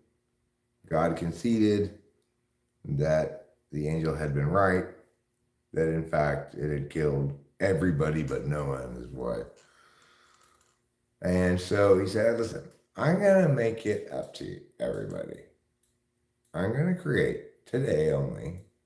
I'm going to create it, but you can have it forever. I'm creating it today only, but you can have it forever. I'm going to create a rainbow." And ever since, people have said, humanity got a great deal. We lost all but 2 of our species,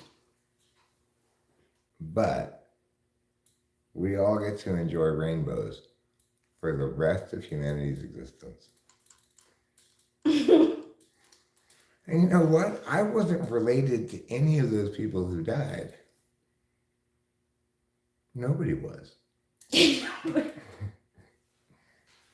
Right? Yeah. Thanks to the flood, nobody was. Only animals can go back that far. Oh, it wasn't just Noah and his wife. It was Noah, his wife, his kids, and their wives and husbands. So I'm not sure how big Noah's family was, but That's just like a really large boat. if it was big enough for every single animal species on the planet to get on it, then they probably didn't need to make a lot of extra room for their family. No. They just squeeze it in between the zebras and the black bears. Zebras and black bears. Zebras to the right of me, black bears to the left. But Noah equipped every member of his family with bear spray before they started their voyage.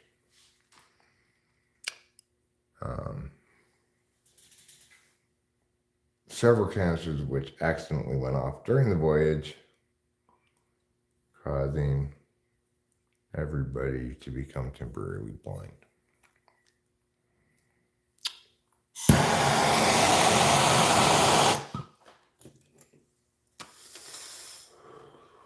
And that's why now they have the rule, don't bring bear spray on boats.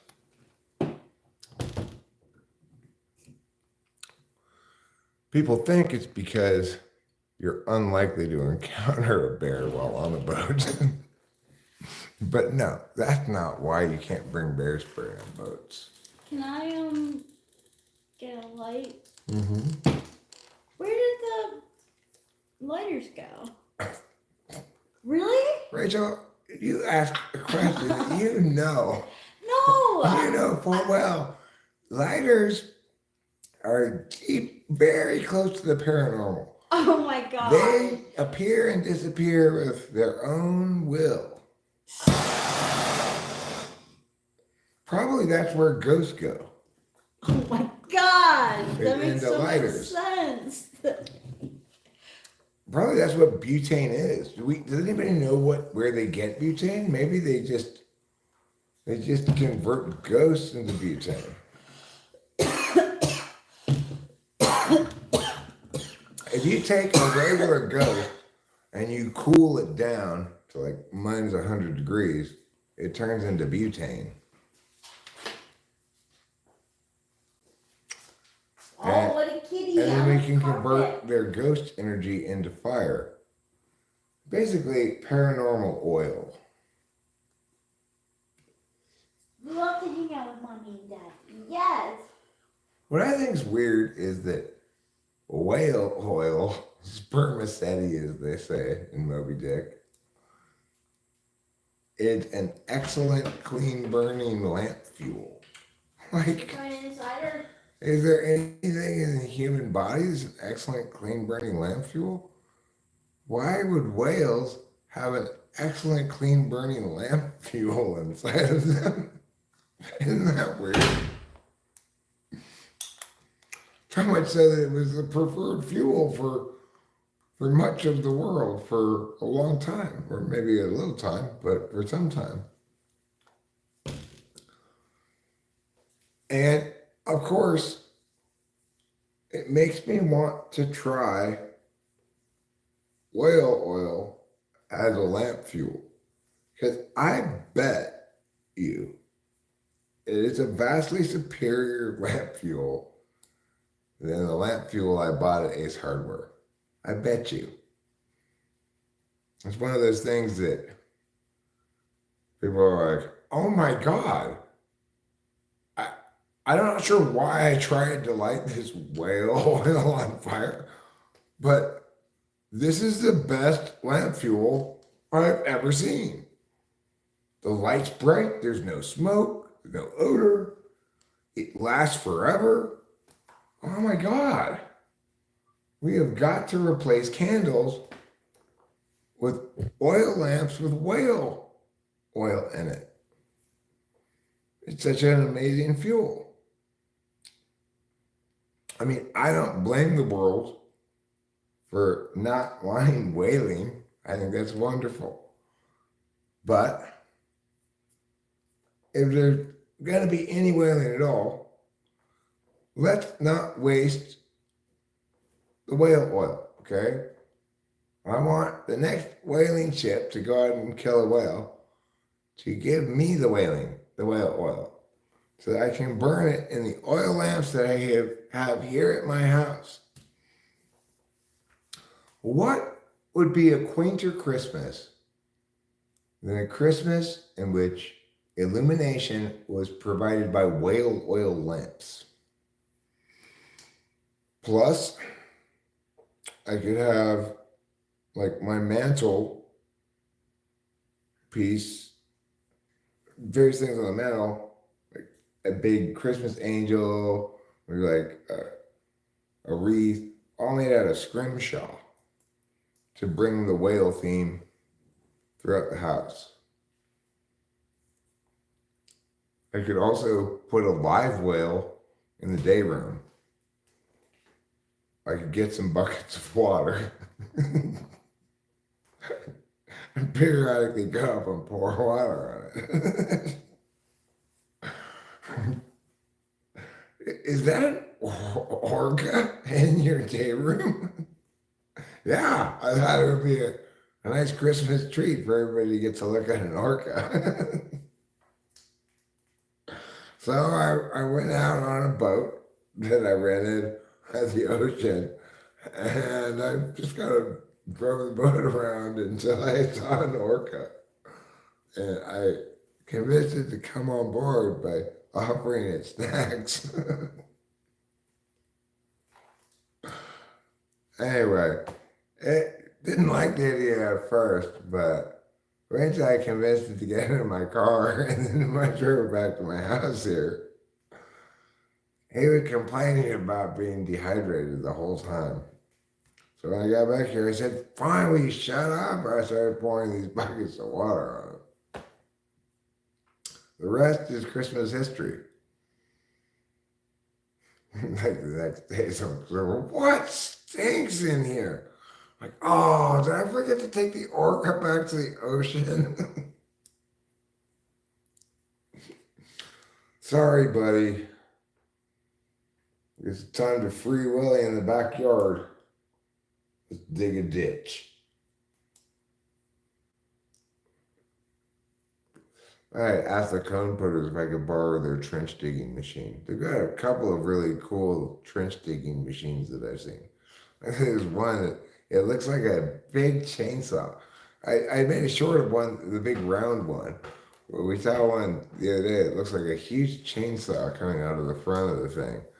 Just scale up by like at least 10 or I don't do scale well. Scale it up to a big fucking orange drive around construction machine with this huge chainsaw thing on the road. It's apparently for like digging a narrow cut down the road which then they probably expand with the other trench digging thing. Because I don't think that big chainsaw one is as wide as the trench. Anyway, they've got a lot of cool construction machines around here that I see. But I saw these really cool cut down tree machines that I had to remove all the dead trees after the burn.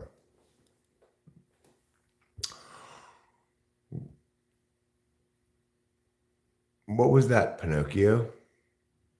No, it wasn't Pinocchio. It wasn't. Pinocchio hasn't visited me in a long time.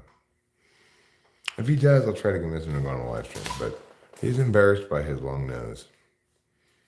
There were 2 marsupials and 2 horny toads and 2 humans, etc. This is the beginning of a joke. 2 horny toads and 2 marsupials went to town one day, wherein they encountered 2 humans. The humans said, "Are you marsupials?" To which the toads replied, "No, we're horny toads." And the people said, "Oh, well, what are you guys then?" They said to the marsupials. They said, "We're also horny toads." Really? The guys looked at each other. And then all 4 animals said, "Look, what does it matter what species we are? The point is we're all horny." And that's when the orgy began.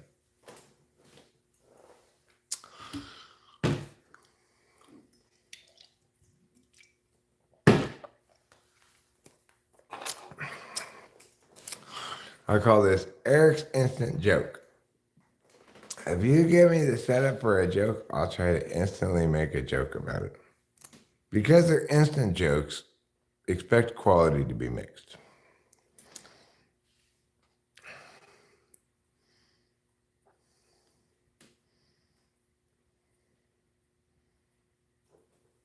Like, a priest, a nun, and a rabbi walked into a bar.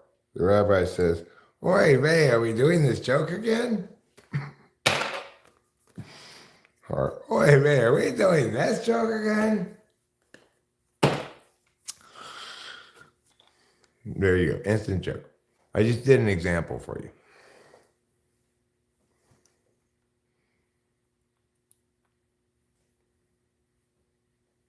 I just flew in from Detroit, and I didn't even know they had an airport in Detroit anymore.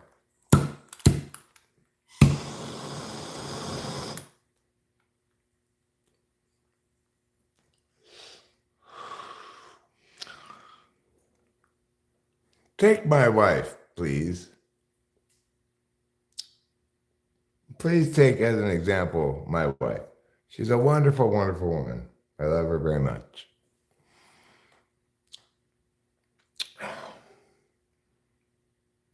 Do not, however, attempt to abduct my wife. I don't mean take like that. I've never read the book Acacia, but I've seen the tree.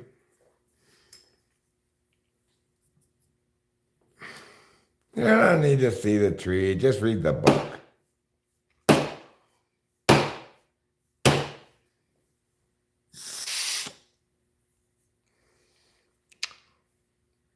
Can they make the book into a movie first? Actually, maybe like a still image? I'll tell you what, I'll read your book when you make it into a still image. You know, don't put words on the still image, okay? I want you to just convey all the information from the book in a single picture. Once you can do that, then I will read your book, which is to say, I will look at the picture.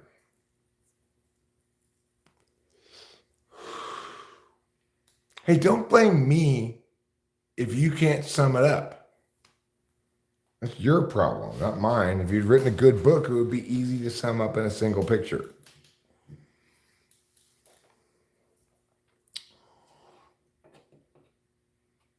Take, for example, the Bible. You sum it up in one picture. This guy, like, bam, you know exactly what you're talking about. Talking about the Bible. Take, I don't know, Boogie Nights. You can sum up that whole movie in one picture.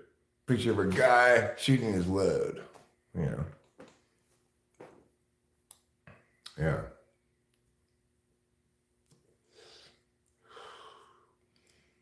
Take Darwin's Origin of the Species, for example. You can sum it up in a single image. A bull taking a big dump.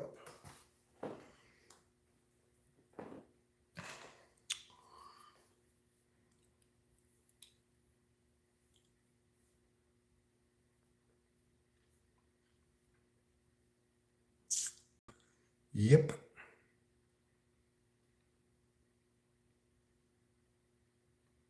All good questions have simple answers. And all good questions answer simple questions. I'm into that. Okay, well, Ruben, why don't you sum up The Shining in a single image? Boo, boo, boo, boo, ba, beep, boo. Maybe I shouldn't do a movie. Why don't you sum up Taming of the Shrew, the Shakespeare play, in a single image?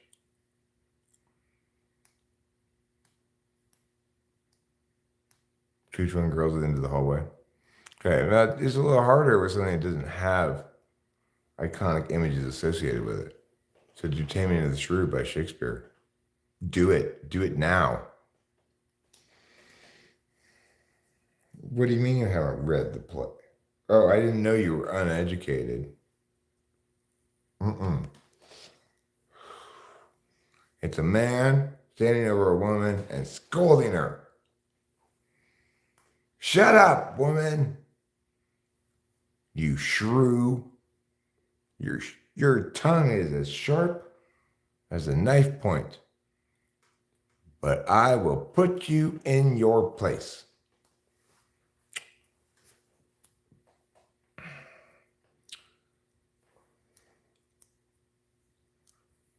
A single image to sum up Merchant of Venice.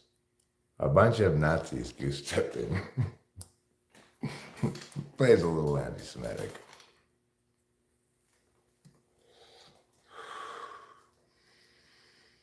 A single image to sum up Moby Dick. A guy standing on a boat.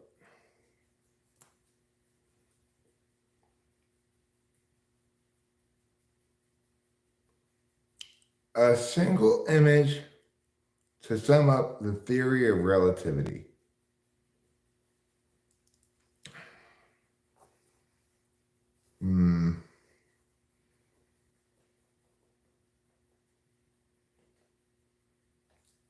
A mountain, a big mountain. The guy on top of it, looking at his watch, says 10:59. The guy at the bottom of the mountain, looking at his watch, says 11.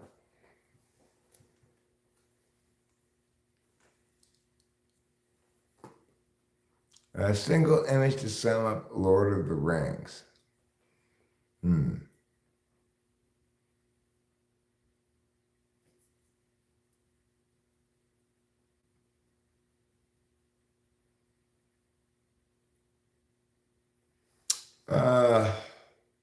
It would be,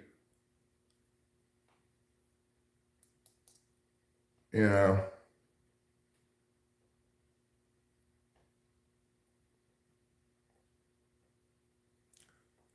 Frodo laughing evilly as he clutches the ring while Gollum says, "No, give it back to me."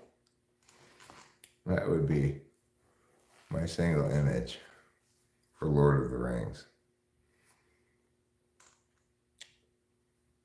A single image to represent Cosmopolitan magazine.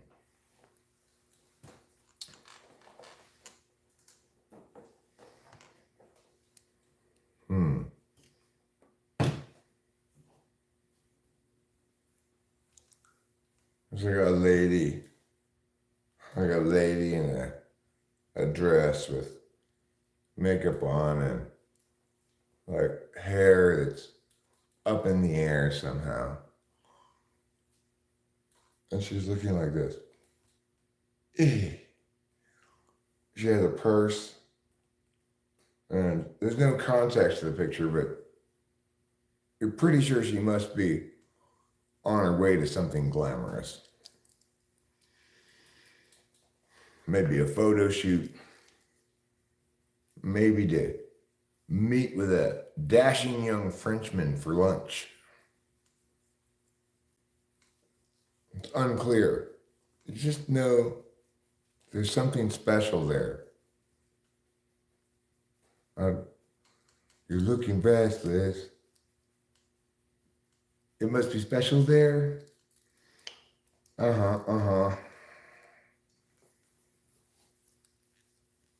It's a song, but recently.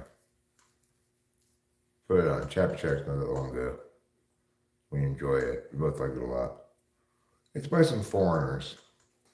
They're not from America. You can tell that they're not native English speakers. They're Europeans of some sort. I know, that makes you immediately suspect of them. I don't blame you. But in this case, they do a fine job with this song. It's quite a good song. I like it a lot. It always makes me dance in the car, you know.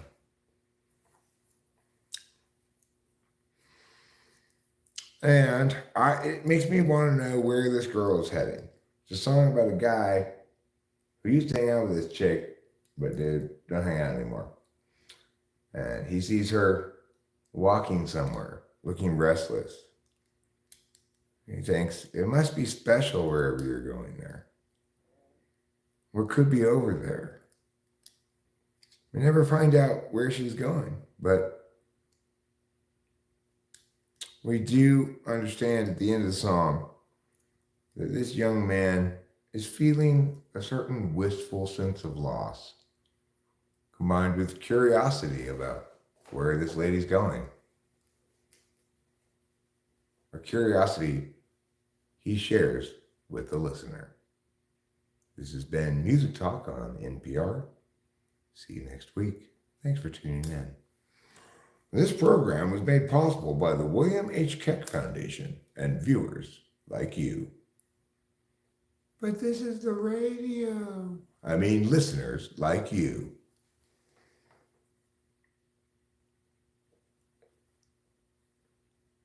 Well, that was pleasantly dull. Yes, it was. Yes, it was.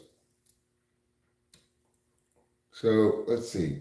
Let me provide for you tonight as entertainment, because I know just air chatting is, well, it's like a never-ending tap of water when you already had plenty to drink.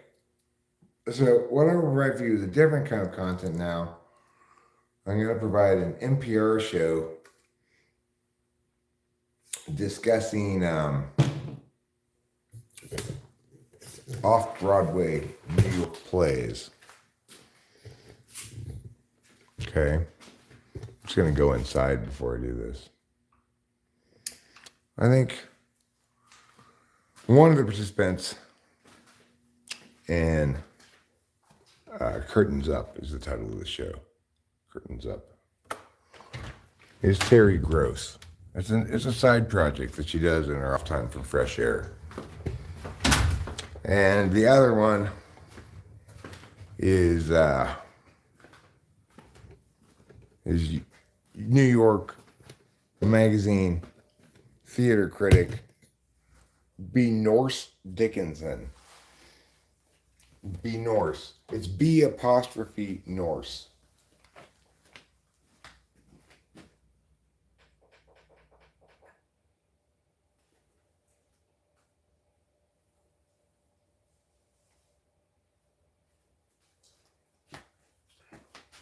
Give me a second, I'm fixing the TV. So,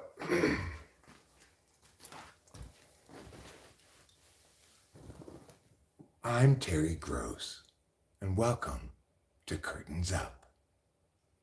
Tonight, my guest is Benorse Dickinson, theater critic for New Yorker magazine. Benorse, welcome. It's a pleasure to be here, Terry. So, what's the first play you have for us tonight that you want to discuss? Yes, it's a little play, an obscure play. It's on the Upper West Side. It's called Tracer. And it's about a man who traces the movements of everyone around him in such detail that he knows their own lives better than they do. What a fascinating concept. What about this play really stood out to you? Well, I think it's the exploration of possibilities. When the main character, Mark, meets his fiancée, Julie, at a Chuck E. Cheese in upstate New York, they both ask each other in unison, "Why are you here alone?" I think that's really a question the play is asking the audience as well. No matter how many people we have around us, we are all ultimately alone. So anyway, that was Curtains Up featuring Terry Gross and Benorse Dickinson. If you'd like to get tickets for the play Tracer, featuring a lot of unknown actors, plus Joaquin Phoenix, you can call the Burgendale Community Theater in the Upper West Side. Tickets are $430 a piece, and it's only a 3-seat theater. At any given performance, only 3 tickets are available. So, act fast. They're great seats, though. I just want to assure you, they're phenomenal seats.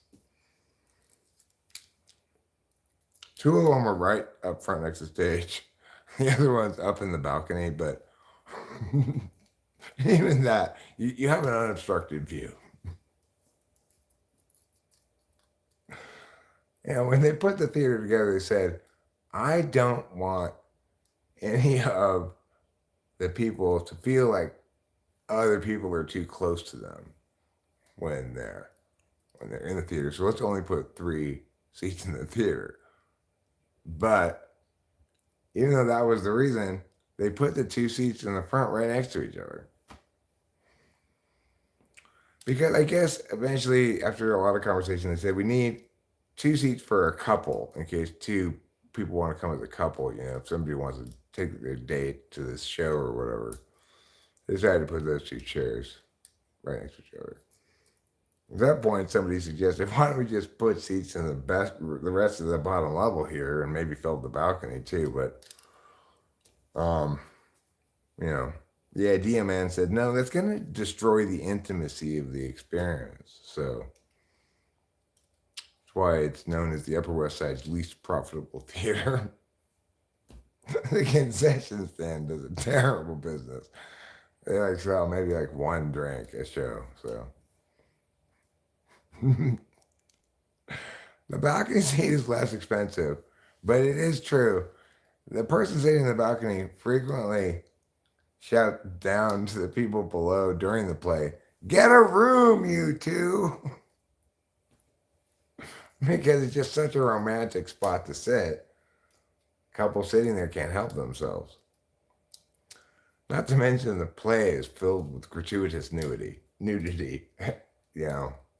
and inexplicably occurring sex scenes occurring off to the side of the main action of the play, which continues to be this drama about existential angst, basically.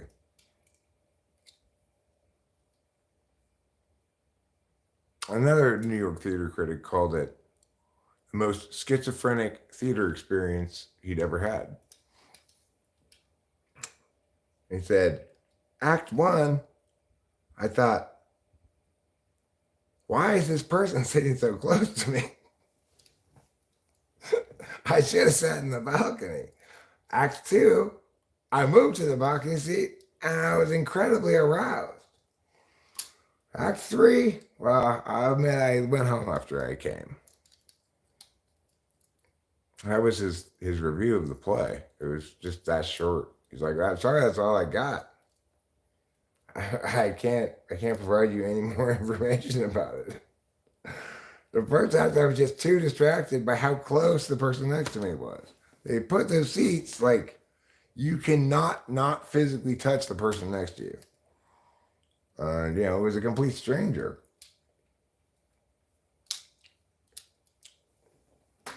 Apparently a Catholic priest, dressed like one anyway.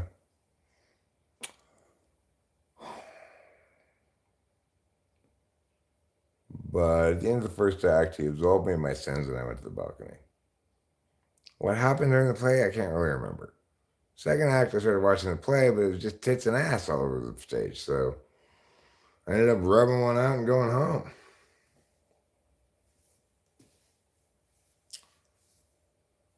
Anyway, they ended up firing that theater critic. It wasn't for that review. It was for a later review. He was accused of being racist because he said during his review, one chink in the armor of this production is.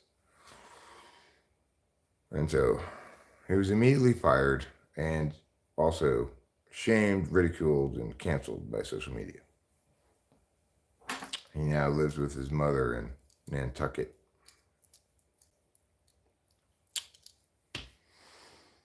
And that's the whole story. For those of you who were kept insisting that I finish the story.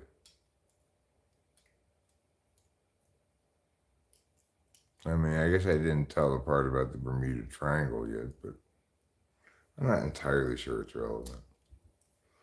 I'll tell you what's always relevant. A Johnny keychain. If you want to impress the kids, if you want to impress the coolest of the kids, pull this out at the restaurant. And there's a super cool kid there, like 20-something or whatever. You're going to be like, oh my God, that old man has a Johnny keychain. They probably wouldn't even recognize him unless they've been to a show. Does it even say Johnny on it? No. It just says it's never fair, always true, and J. They'd have to be incredibly cool to know what this is. But if they did, then they would realize that I have attained the title of coolest old man in America.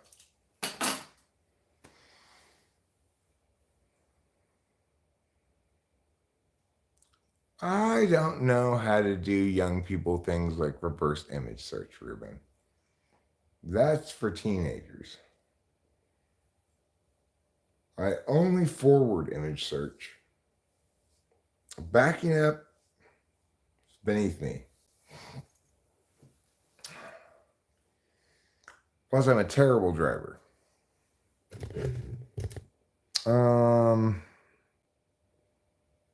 I guess I left the weed in the garage. Probably my drink as well. So, guess I'll have to go get that. Instead of taking you with me, I'm going to be smart this time. I'll leave you here to make sure that I just go to the garage, get the things I need, and come back. Otherwise, I'll just sit down in the garage, and before you know it, I'll be in the garage.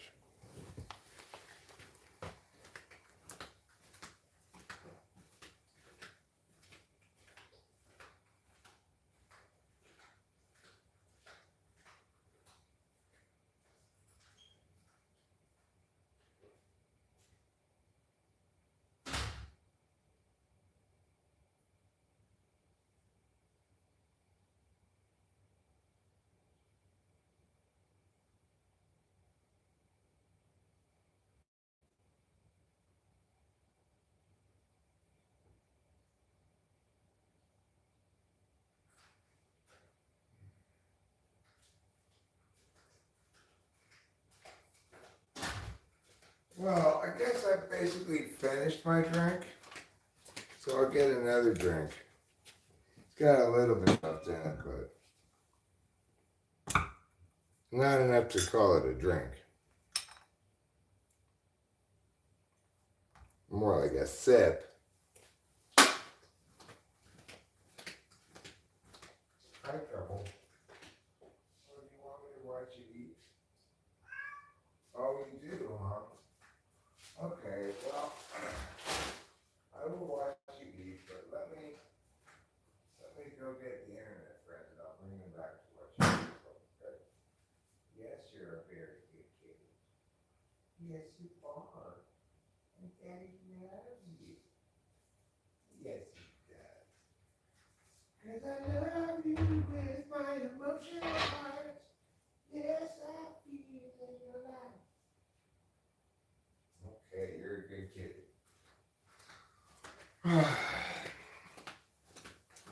That cat, he's got commanding meow as one of his jutsus. When he meows in his most commanding tone, nobody can resist or deny his command. You just obey before you even know it. Oh yeah, Rachel, do you know where I put the hat? The hat and shirts? I don't remember where I put them. Hey Rachel, do you know where I put the hats and shirts? No, they're not.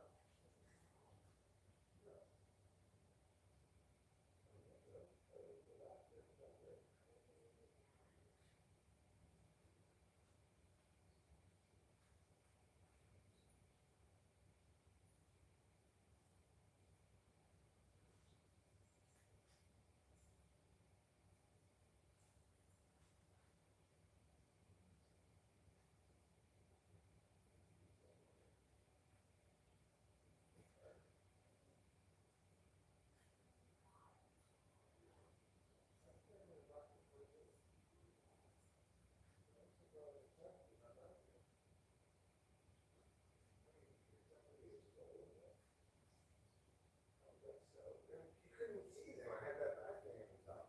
You couldn't see them in the back.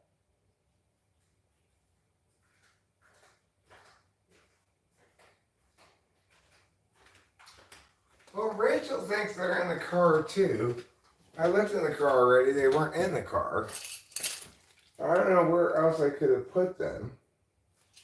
Or where I would have put them. I'm going to go look in the car again. I think my sweater is still in the car. Like,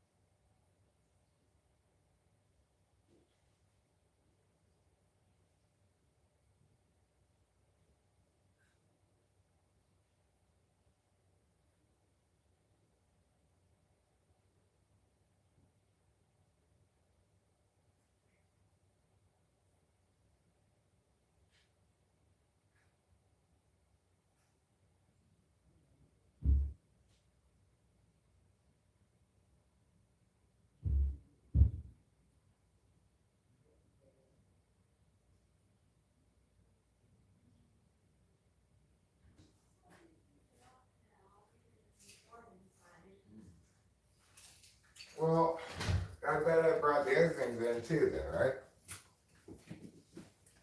I mean, granted, it's conceivable that somebody would steal the merch but not your sweater. But I think it's very unlikely. There's no sign that the car was broken into. I think we had it locked, probably. wouldn't they have taken the weed? Like, Right. Right, it doesn't make any sense. I must have brought them in. I just don't remember where I put them. I'm gonna look in the tech closet, which was open this morning, and I closed it, so maybe I put them in there for some reason.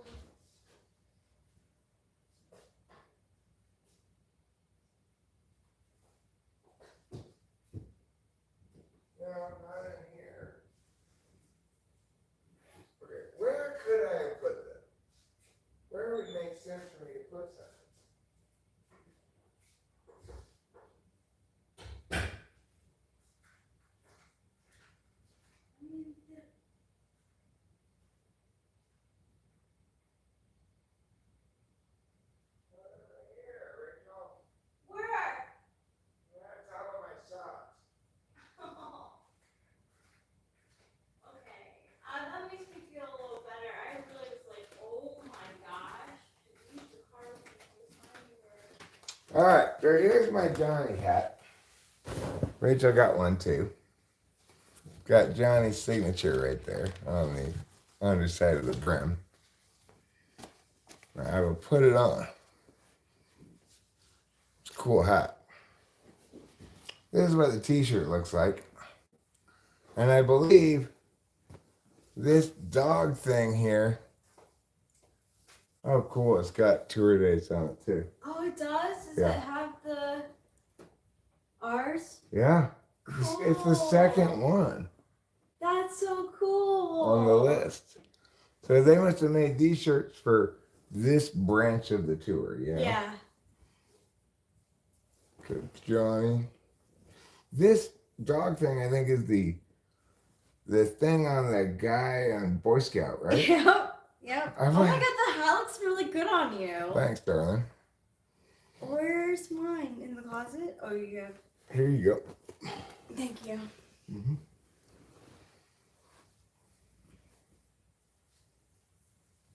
I'll definitely wear this shirt with pride. So, look at all the shows he's doing between 9/21 and 11/18. It's 2 months he's got. Oh my god. He had 2 shows in Santa Cruz, but let's assume there's just 1 show per place. It's 1, 2, 3, 4, 5, 6, 7, 8, 9, 10, 11, 12, 13, 14, 15, 16, 17, 18, 19, 20, 21, 22, 23, 24, 25, 26, 27, 28, 29, 30, 31, including starting on the 27th of October, he's going to Dublin, Ireland, then Manchester, then London, then Berlin, then Warsaw, then Amsterdam, then Paris, then Zurich, then Milan, and Mexico City. He's got that's a fucking packed schedule, Yeah, man. it is. That is packed as hell. Like, okay. Explain this one to me. On the 13th, he's in Charleston, South Carolina. On the 14th, he's in Orlando, Florida. On the 17th, he's in Fayetteville, Arkansas. 18th, Oklahoma City. And on the 20th, he's in Tucson, Arizona. And on the 21st, he's in Pomona, California. Like, why did he go out from here and back again? I don't know. And then he goes to Dublin. Yeah. Like, he's got, I want my sister to go and see him. where is she closest to? Zurich? Zurich, probably. What's CH? Where is Zurich?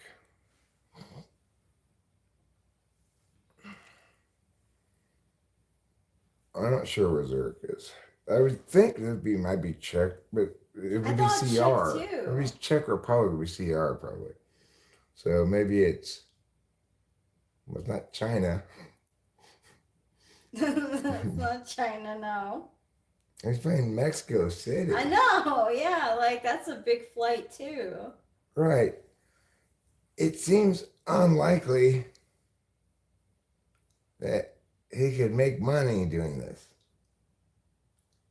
Right? Like, the travel expenses, well, I guess he's saying, we might as well fly into Mexico City rather than the United States. It's equally east-west or something. But it seems like the extra travel expenses of going to Mexico City would not be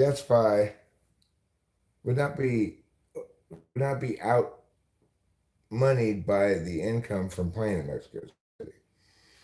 But that's projecting from our experience. That let's say that he plays a single show at a 900-seat venue. Well, he's going to make pretty good money off of that, but it's expensive to go to Mexico City and to pay the travel expenses for him, his drummer, his bassist, and all their gear. plus any other people they have working the tour, like Rhodey or that lady who sold merch. Um, maybe like uh, a travel person, like who's responsible for all the booking of any flights and stuff like that. Yeah, the coordinator. Coordinator kind of Yeah. person. You might have another person like that. Even if they have a minimal number of people on the tour, you're probably looking at a minimum of 6 total people. 3 in the band, 3 more probably. So, um, the economics of this Mexico City stop, I'm not sure about. But it may just be he's thinking at this point, he's going to jump on the opportunity to promote, even if some of this uh, international travel ends up being a wash financially for him. Mm-hmm. He didn't have to make every single show profitable financially for it to be a good idea financially. To if it has good promotional impacts and ultimately expands his brand, but I don't think ultimately. I think he will work hard to attain success, but I don't think he's ultimately going to need cheap gimmicks like playing live to be successful. I mean, I'm glad he plays live. I think it's great. I think it'll help him be successful because he's so good at winning over the audience. You don't want to be Boston, who did only alienated Rachel. Yeah, it was bad. That's a bad show.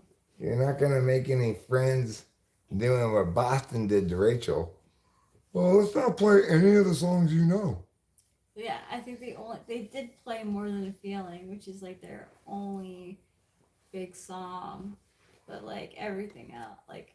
They have more than Yeah, they more do. than a They feeling. I used to listen to their like greatest hits, and Good album. yeah. Yeah, it is. It's not a bad album at all. No, the greatest hits is a good album, but they played their new album only. I did not mind Johnny mostly playing from his new album because it's, in my mind, his only real album. For Abby is a real album, but it doesn't seem like he had fully matured as an artist when he made it. Mm-mm. It was early. That was. Was Honey Pie on, or is Honey Pie just a single? I'm not Yeah. sure.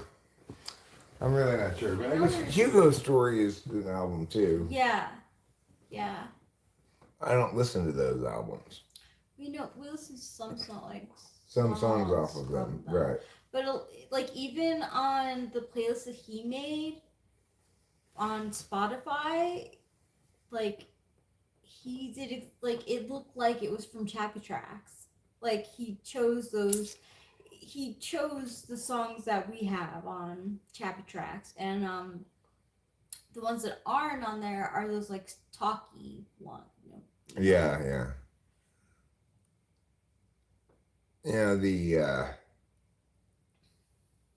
He played Selfish Hate. Oh, that's one how to smoke cigarette, right? Mm-hmm. It's a good He song. broke it up into two. It's actually a better song than I ever envisioned. The more I've heard So, bits and like- pieces of it, You can sense in that song like his fucking heartbreak. He just kept on saying how like he's so heartbroken. Oh, this reminds me. So I watched that clip again. He says, "My dad and stepmom." So I fucking got it backwards. Yeah. First you told What the me fuck it was was I it was thinking? stepdad, not Yeah. dad, right? And Yeah. I said, I think it was dad. And then we got in the car, and you're like, yeah, well, okay, it was dad. But I was unsure about that. What I am sure about is that he said mom. Yes, The thing is, I didn't yeah. remember him saying dad and anybody. This is after I uploaded the clip where he So clearly funny. says, my dad and stepmom are here. Wow, I really wasn't listening at Yeah, that neither part of us at all. were. Neither of us, Holy I guess. shit! I don't know why that didn't register I with mean, it's the me. same sort of thing as Johnny's lyrics that somehow you get them wrong even though you know them. That's why I couldn't be filmed for a full song because I don't know the full lyrics to like. I was just thinking. La La La's from Always Fair, Always True, Never Fair. Sorry. Yeah, yeah, it is. La La La is good. It is really good. Um. So yeah, he says dad and stepmom. But I think the one short where we did successfully sing along with something came out fantastic. Yeah, it did. It's one of my favorite shorts ever. Maybe it didn't have a lot of views, but it could hardly have come out any cooler, in my opinion. Is this one you put on? Did you put this on Instagram? No, I should though. I have a bunch that I have. Oh my god, that's so cute.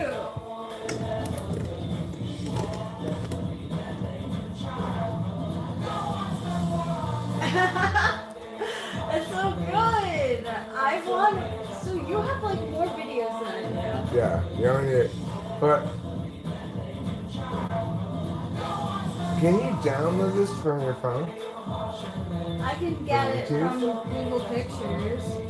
I could send it to you, but the thing is, I edited this cut of it, right? So you're gonna have to edit it to this length as well. Yeah, I will. Unless you want to get this, unless you want to get, if you can download this, right? I can't even download it, huh? I guess they don't let you download shorts. Well, I can send it to you and help you edit it. Yeah. When you get I don't know how Instagram's app works, but I'll edit it before. I can edit it on the phone. Sure. Yeah, before, yeah, because like, I mean, I can edit it on Instagram, I'm sure, but I don't know how. Like, I'm not sure exactly how to do it. I'm sure it's easy, but I know I can definitely edit it on my phone too. Yeah. Well, YouTube doesn't want you editing things prior to entering their shorts producing environment. So it's like, if Instagram lets you do that, good job, Instagram. But also it's like I don't even want to make shorts that way anyway. It's like I don't want to have to hassle with editing a short on my computer. So I don't mind that YouTube does it like that. It's easy to make shorts on YouTube. Scroll down. Oh, never mind. I'm not sure about that song, so I don't want to get that. Oh shit. I don't think Johnny's gonna copyright us for watching this on the live stream. I think it's fine. And we'll see, but I bet it's fine. But Would it be him or would it be YouTube that catches it though? But then we're also at a concert. right. I mean, they haven't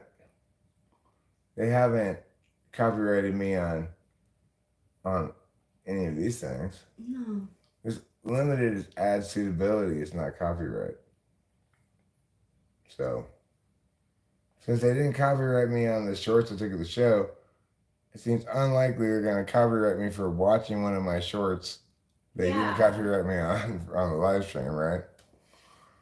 Granted, they've got different algorithm or, whatever that get applied to the different kinds of videos, and it's conceivable that they may have a stricter one or something like that. Oh my god, I cannot believe I thought for sure the mom was there. Hey, listen. That listen is so funny. My dad is here tonight, my stepmom's here tonight, we all. What the fuck? my mind totally like. My dad is here tonight, and stepmom's here tonight. Where y'all at? He clearly says my dad is here tonight and stepmom's here tonight. Originally, I had a big conversation about it in the car, and I was like, "Oh, this must be why I didn't hear mom, because they're not together, and he must have separated it or something." We were just both completely wrong. Why is like I don't. My ass like so bad. I mean, I didn't remember it him either. talking about being brokenhearted a lot. Like he could hardly like he. Just during the brief time when I was out of the show. Well, he got really deep when you got he got really deep. He was like, "Can I get vulnerable for a moment?" And then like people thought that he was kind of joking, but he wasn't. He got deep. But no, he was like throughout the whole like what song was it? Before It was Selfish Hate, actually. Or after Selfish Hate. it definitely was before Selfish Hate that he was talking about how he was a producer and. Well, that must have been because I left when Selfish Hate started, and I didn't hear that. Yes, but So- he definitely was talking about how he was working hard before it was like, or was it after? I didn't hear it, so it must have been after Selfish Hate, but before I came back in. Well, yes, but there was also like times where Or I could just not remember it. Right. yeah, because like yeah, One thing I did hear, and I interpreted it differently than you did. yeah, Like, I interpreted it as him referencing a time a year ago in a way that could easily be misinterpreted as referencing now, but wasn't technically saying that. You interpreted it as he was still feeling it. yeah. I don't think he's still feeling it. Look at how busy he is. Yeah, but like you can still like you can keep yourself busy and then it hits you. Cause like especially with the songs.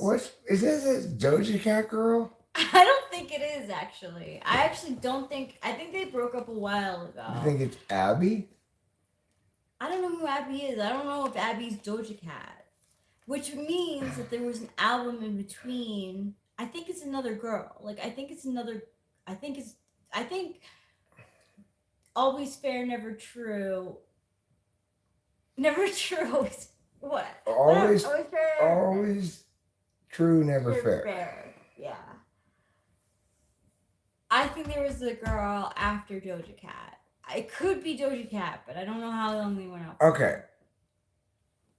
You're trying to tell me that this girl dumped Johnny, and despite being like the coolest man in the world and the most impressive artist currently in the world, he can't get this chick back. If it's not Doja Cat, Whoever the chick is. yeah, I don't know. Like, this chick's got some fucking high standards. Right? Would you like to travel the world with me in my rock star lifestyle? No. Joe's taking me to Outback Steakhouse. Can anyone help us? Does anyone else? Can anyone like find out when Doja Cat and Johnny broke up? Like, I'm pretty sure it was like a while ago. Doja Cat Doja Cat. is annoying to me. She's not nice to her fans. Well, she's clearly got this diva thing going on. Just look at the video from that one video where she's like in a car and like, Yeah. I don't like that. She's dating Satan now. It is kind of like that, Carrot. Like, she went from like I apparently had Doja Cat on my playlist. Didn't even know. That's how much random stuff I pick out of the world. But she like is into like looking like Satan and stuff now. Like she's got this like thing going. I'm not sure like, but I don't know. They went out. They went out. So anything that you want, she sings on that song, and that was out. Anything that you want. Yeah, that's probably just stuck on the end so that you can include her or something. It definitely was, but that song wasn't that recent. I don't think. So I don't know if I don't know if the heartache is from her. I mean, I just wonder how much of his stuff is actually sourced in his own life. Some of it maybe, but I think he just understands that love is a great thing to hit people universally as resonant with, and there's this unmined vein of potentiality for vulnerable male instead Sure. of self-aggrandizing male. And so I think he's just writing the right lyrics I mean, to realize that vision. I do think so. I do also, for some reason, think he's going through a breakup of sorts. I mean, you totally might be completely correct, and I might be totally wrong. It could be the mom dad thing. Who knows? No, who knows? I don't know. I didn't take videos. I mean, I took videos. I had like 4 videos. I had like nothing. I have more videos than I know what to do with. You can log into your Instagram account on my phone. You can just you can go through my videos and pick one you want and whatever. What should maybe I'll do make a permanent thing. Make a group. Sure, after we're done live streaming, I'll give you my phone and we'll try to do it. We'll do it tomorrow, maybe? Sure. Don't need to do it right now. If you're ready to go to bed anytime you want. Okay. Don't feel like you gotta stay up. But you want some gabapentins? I need to take my medicine too. Here, I have a couple gabapentins. These are not gabapentins. They'll do the opposite thing to you, the gabapentins do.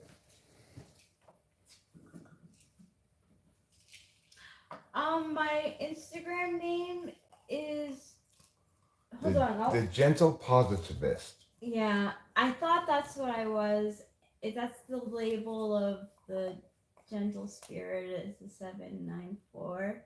I like the name as a Instagram name. Thanks. I mean, it certainly is like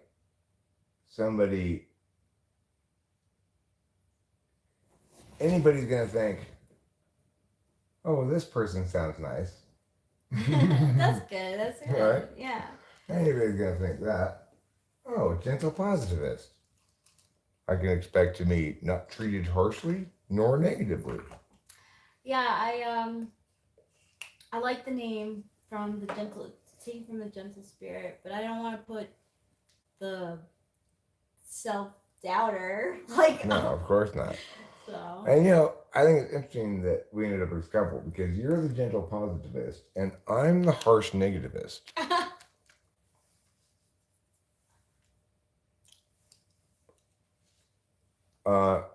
Guys, we need to call it the gram.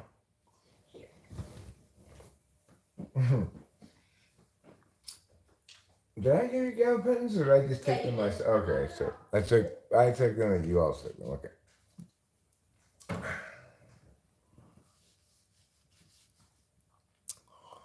So, after winning the cool hat contest later this evening,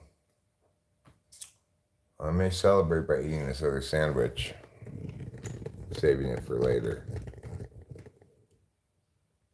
Looking pretty good, huh? Let me just show you what it looks like from this side when you can see the meat. Got cheese and meat. Got bratwurst. These chips will probably be stale by the time I get around to eating. Because if you want to see rapid staling, just leave chips out of a bag for an hour and they will go from completely fresh to 7 weeks old in 1 hour. It's one of the magic realities of chips. Yes, it is pronounced sandwich, but I'm committed to mispronouncing some words, and that's one of them.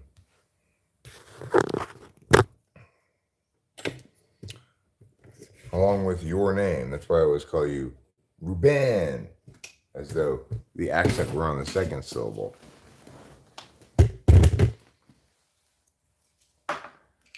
You know what? It just occurs to me.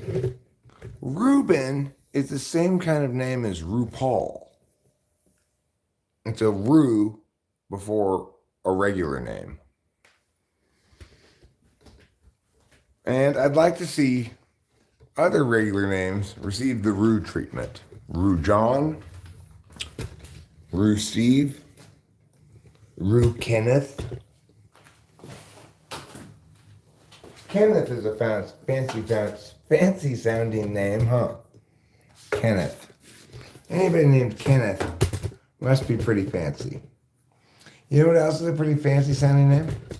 Bradley. If you're dating a Bradley or a Kenneth, you don't have to worry about them wearing some dirty old shoes. They'll be wearing boat shoes, which are the fanciest kind of casual shoe. I was bugging trouble with my petting him, and he jumped off the bed. Well, I can't help it.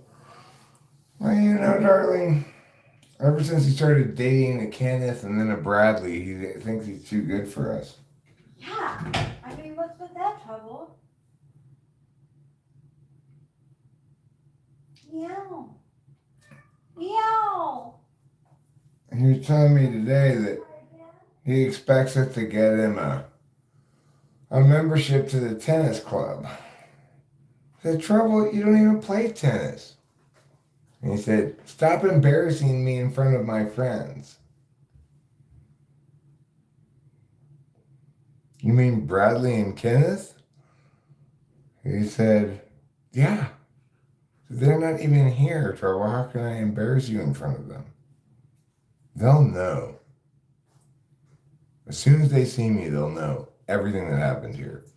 Trouble, come. They're classy people. They can read me like that. I said, is everybody at the tennis club like that? He said, yes, you wouldn't understand. Okay? Just go back to your peon life and leave fanciness to important people. So I did. That's why I'm just peeing and live streaming. My aspirations of gaining a membership to either the tennis, polo, or yacht club have all been smashed by the brutal but I guess necessary honesty of my cat. Oh yes. Oh yes. Daddy knows.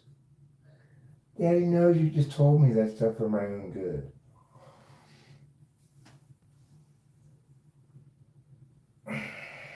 Tough love is what I needed. My cat provided it.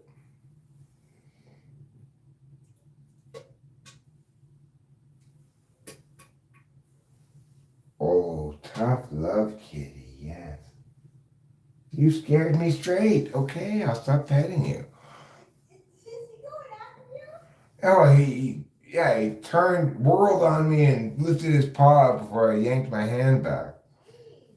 He's really not in the mood for pets right now, I guess.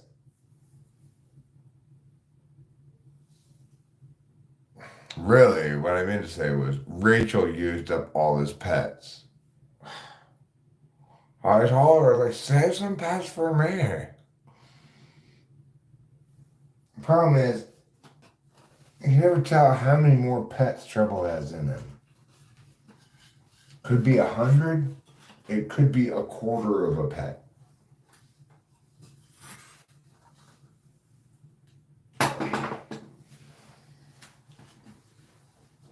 you've already committed a crime before you learn that you're in danger.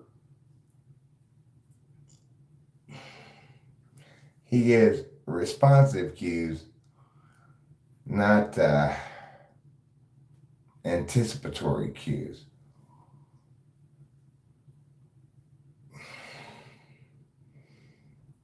He doesn't give me, well, sometimes he gives me anticipatory cues. Like sometimes he gives me the look before I pet him. Like, don't even think about it.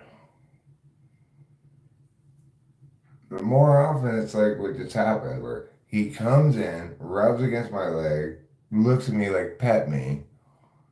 Then I pet him one time, he's fine.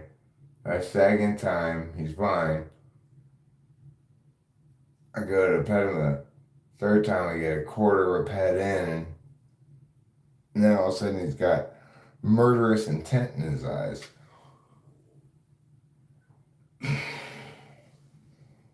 So, Purple's mood is a lot like the weather in Iceland. It changes on a dime.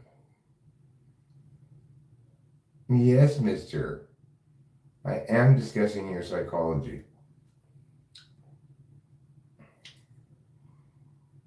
Because you kind of got BPD, butthole personality disorder. You kind of have a tendency to be a butthole sometimes. Not just to me and Rachel. Even worse to your sister.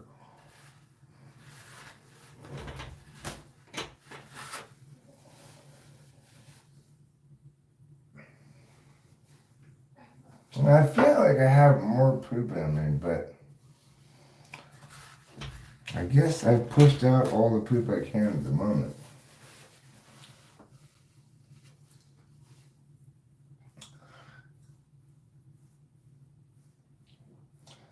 In an ideal world, I like to treat my poop like luggage when I'm traveling. One carry-on max. Any more than one carry-on means I need to poop more often. But I've got more than one small poop in me right now. It's too much poop to have in me at any given moment. So I'm making a concerted effort to try to poop more. And in fact, I have succeeded in pooping more. But still not enough pooping, if you ask me. You can never really have enough pooping. Because as soon as you empty all of the poop out of you, new poop grows.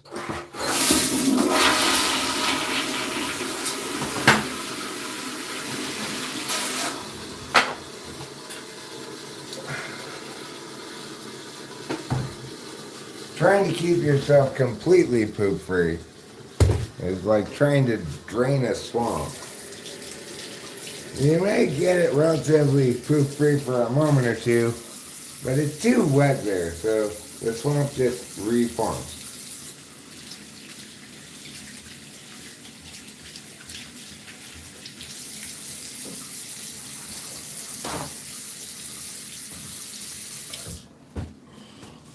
And the equivalent to wetness in this analogy is food being digested. So, the only way to stop yourself from making more poop is to stop eating. And if you stop eating, you'll get grumpy. I know I do when I'm hungry. That's how dinosaurs died off. They were fasting for Ramadan until they all got so grumpy they went extinct. I mean, obviously dinosaurs had a lot more of a serious sensitivity to grumpiness, or we might just get lash out at somebody. It was a much more serious problem for dinosaurs. Grumpiness directly inhibited their ability to oxygenate their blood. So technically, all the dinosaurs suffocated to death by way of grumpiness.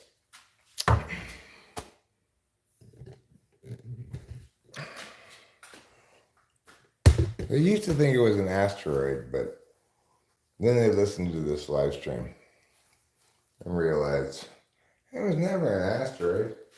It was toxic levels of grumpiness, inhibiting bloodstream oxygenation, resulting ultimately in the extinction of all dinosaurs.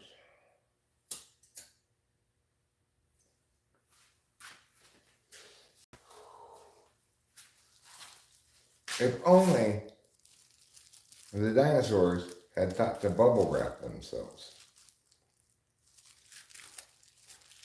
Bubble wrap could have saved them from extinction, regardless of whether it was grumpiness or an asteroid that made them extinct.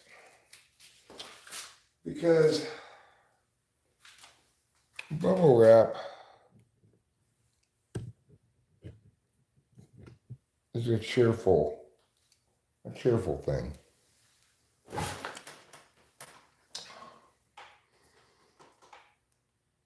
You can pop the bubbles. You can mail something more safely.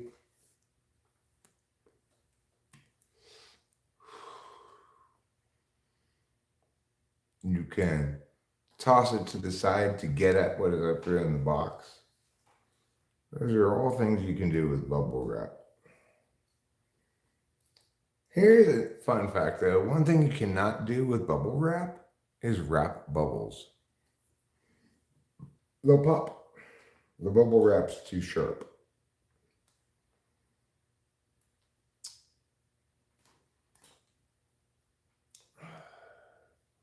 You also can't use bubble wrap to package water. So let's say you want to mail somebody a handful of water. You would not want to just bubble wrap the water, figure it's safe from being bounced around too much. Probably want to put it in some kind of a jar with a lid on it instead. Or instead of mailing somebody water, perhaps suggest that they get the equivalent amount of water from their tap. That would be a possibility as well. I kind of want to go to the post office now and say, when they ask you, are you mailing any of these things? One of the things is liquid, Say, yes, actually. I'm mailing my daughter in LA a cup of water. I see, sir. And did you just pour it into this manila envelope? Yeah. As you can see, sir, it appears to be soaking through the email envelope. Oh, yeah. What, you guys don't mail wet things? Not usually, sir. No. Is it because the stamp might fall off? No. That's not why. There's no lithium battery in here. I swear. No, I believe you, sir. I don't think there's a lithium battery in there. Can I ask why you're mailing water to your daughter? I was talking about how our water up here comes from water tanks. And she's like, really? I want to see it. So I mailed her some. Well, I mean, I'm trying to mail her some. I understand if I have to pay extra for insurance. No, you can't mail this, sir. First of all, it doesn't even have any water left in it now. The bottom of the envelope is torn loose, got waterlogged, and it's all poured onto my shoes. Oh, is that what that is? That's like your water broke. I'm not pregnant, sir. I was gonna say, you look good for 9 months. Okay, you know what? Let me hand you over to my teammate here, Barry. Maybe he can help you. All right, great. Thanks a lot. So, Barry, I understand you're gonna help me mail this water. No, sir. Well, don't you guys take the mail through rain and sleet and snow and all that stuff? Well, we don't really, but even if we did, that mail would have been dry when we got it. What difference does it make when it gets wet? Also, it's fine for a homeowner to touch wet mail, but not a postman, huh? Well, their mail shouldn't be wet too unless water gets inside of their mailbox.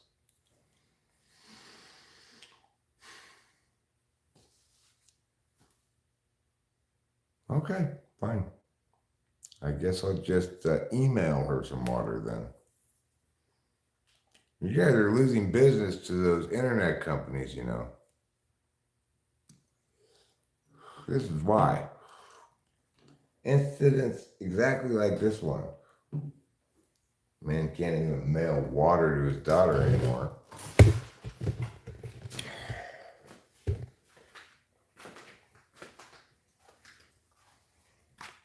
I was trying to mail some water to my daughter today. I went down to the post office. I said, hey, why can't I mail my water, please? It's in a manila envelope. Geez, they said, you can't mail this water here because the envelope isn't holding it in nearly well enough. It's pouring all over everything. And that's the story of how I learned that you cannot mail water by the U.S. Postal Service. I also learned that you can't mail a phone by the U.S. Postal Service quickly. I took the phone to mail to Delilah to take back to the phone store, Rachel's little phone. And they're like, all right, cool, it'll be there in a week. Like, what? You can't get it there any faster than that? Like, no, you're not allowed to. We're not allowed to fly things that have batteries in them. FedEx is allowed to do it. If you want to FedEx it, you can. Okay. If FedEx can successfully fly things with batteries in them, why can't the U.S. Postal Service? Is it because the U.S. Postal Service doesn't have enough expertise to fly something with a battery in it? Or is it because the U.S. Postal Service isn't as reckless as FedEx, who risk disaster constantly by flying phones from Fresno to LA? Like, have you ever heard this headline? FedEx plane crashes in the Atlantic due to phones being mailed. I've never heard that. I bet you even the U.S. Postal Service could manage to successfully mail phones by airplanes without any disasters happening. All right, well, we'll do it, but you better put that phone on airplane mode.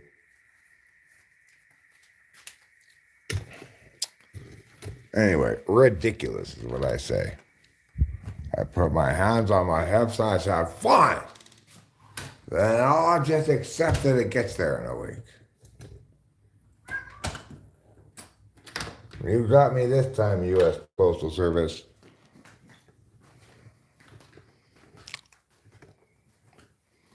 But let me tell you something. It's not going to go so easy for you next time. Next time I come in here to mail a phone, I'll go to FedEx instead. I still don't have any drink? How come I constantly don't have a drink? I just had one. I had a bottle. Oh, Rachel took my bottle of water, probably. Or maybe I took it outside. I don't even know. I don't even know where it is. I watched a pretty funny Key and Peele video today called "Is This Country Song Racist?" There's a story of two guys. Peele moves in. Peele moves in to a neighborhood where Key is already living. Key welcomes over and says, "Boys, nice to have another black person in the neighborhood." And he's like, "Oh yeah, it's good to see you." And they go down to the guy's basement and he's got like these guitars and Peele's like, "Oh, nice guitar collection." He's like, "Oh, you want to hear something?" He starts playing this country song. And it's like kind of racist, sort of. Anyway, it's very funny. I enjoyed it.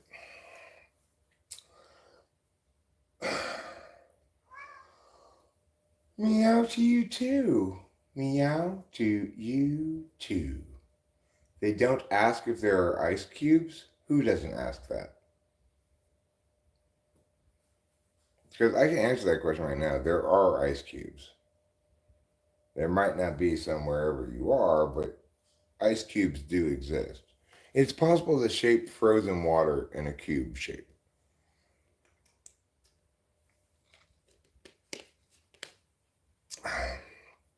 Oh, Moon Faye. Brilliant outside of the box thinking. Next time I try to mail water, I'll freeze it first. I just rush to the post office before it melts.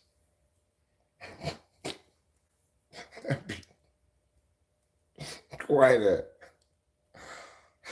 I'm sure that somebody would come to your house to get you in trouble, probably, if you mail a manila envelope full of ice.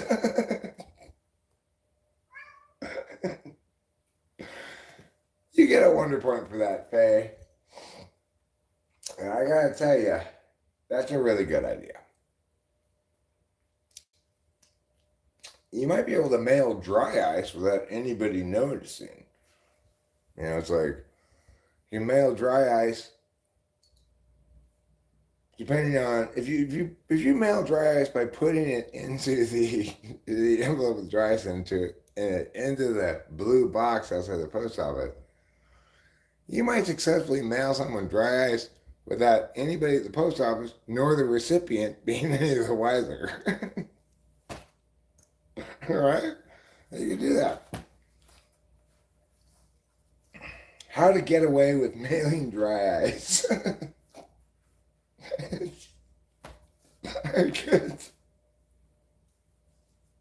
Our good video topic. I want to be, look, you can successfully get away with this. You just got to make sure you put it in the blue box outside a while before pickup. If you do that, it should all be gone by the time they get it.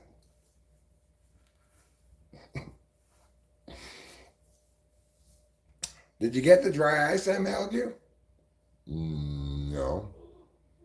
Well, did you check the envelope for carbon dioxide? It might have returned to its gaseous form.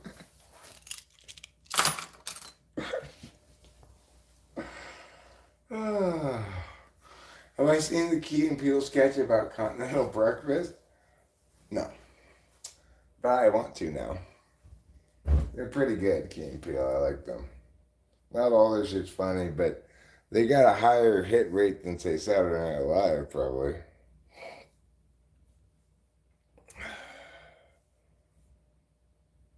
Oh. Well, my party trick is non-lethal. Successfully mailing someone dry ice by the U.S. Postal Service. You can make that claim. You just have to probably add the stipulation that it was carbon dioxide when it arrived.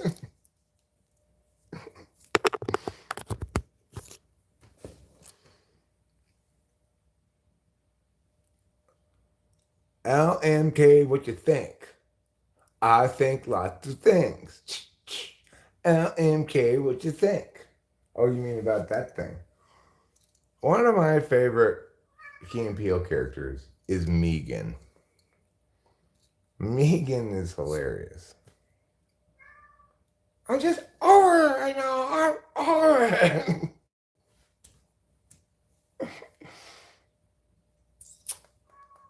Oh, Trouble. Why are you meowing so mournfully at me? Fine. We'll go watch you eat. Okay. My God.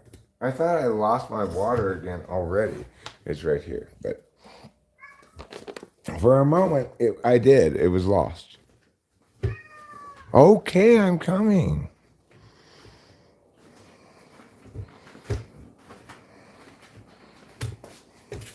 No, this is not your food. Your food is on that plate. My food is on this plate.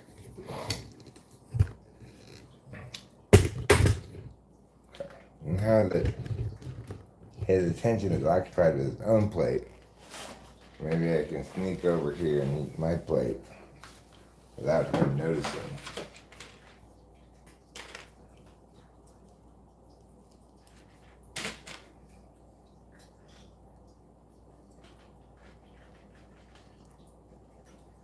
You are a very good kitty cat.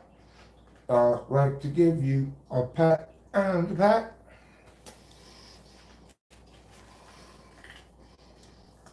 If you were to dress up, you'd need to wear a hat.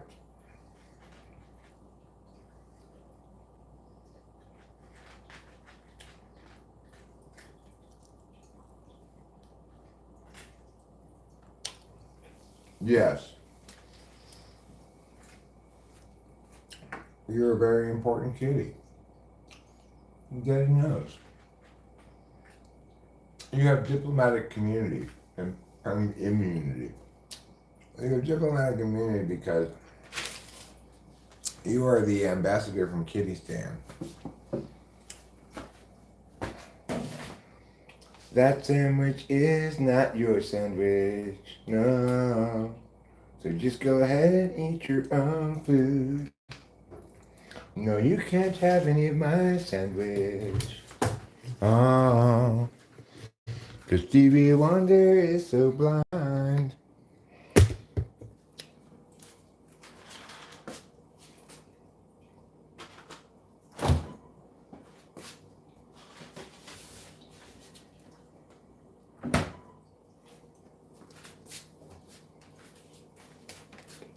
You know that if Stevie Wonder had made it big today, he would have been canceled. Because he was pretty famous for bullying Helen Keller. Deaf girl, he taunts. Of course, she couldn't hear him, but that's not the point.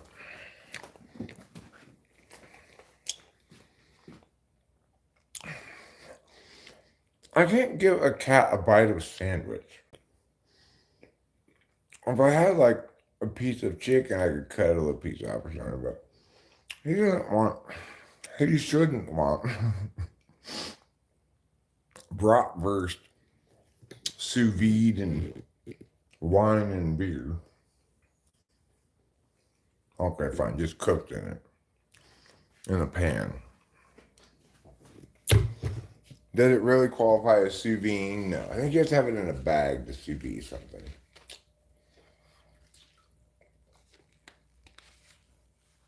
But you could say I sauteed them, possibly. I cooked them in a saute pan. In liquid. Come with me. Come back to bed. But most importantly, I don't want him to eat my sandwich. I already have been impositioned by him to have to come watch him eat in the first place. Then I not only have to watch him eat, but I have to defend my food from him. He needs to just get over himself already. Again, you eating? Like, I will watch you eat, but if you come and try to steal my sandwich, then right? It makes me not want to eat at the table with you. I want him to hang out with me and Brad. I know you do, honey. I wish I could somehow make that happen for you. Thank you. I want him to go hang out with you and Brad as well, so that he'll stop bothering me. But, you know, he's trouble. That's what you want. Yeah, he's trouble. That's his name. So, I can't believe also that we briefly thought our merch had been stolen from the car. Yo, I was like, Now you looked like you were really worried I about really it, which made me was. think, well, shit, maybe I'm underestimating the likelihood of this event occurring. it like. Really, I so- just put it in the closet on top of my socks and so. God, baby. I was not gonna even put it in a strange place. I put it in the closet. Yeah, right away we're like, Well, we were the tired when we car. got home. yeah. Yeah, we were. Neither of us was in a huge mood to be like unpacking and stuff. You know, No. we just needed to get out of the car and chill out. You especially. Yeah, yeah. When Rachel doesn't sleep for the majority of 2 nights, that second morning after a lack of sleep, even if she takes a whatever, she's gonna be grumpy. I'm sorry. That's totally fine, darling. What are you apologizing for? Who I'm wants just to deal making with a grumpy person? I'm just making observations about what I can expect after a certain amount of time. Everybody gets grumpy after being on speed for a certain amount of time. It just takes me longer than you. That's true. Now, last night I got such a good night's sleep, a better night's sleep than I've gotten since, I don't know, like the last time I ran out of a bottle and hit Sleepy Week.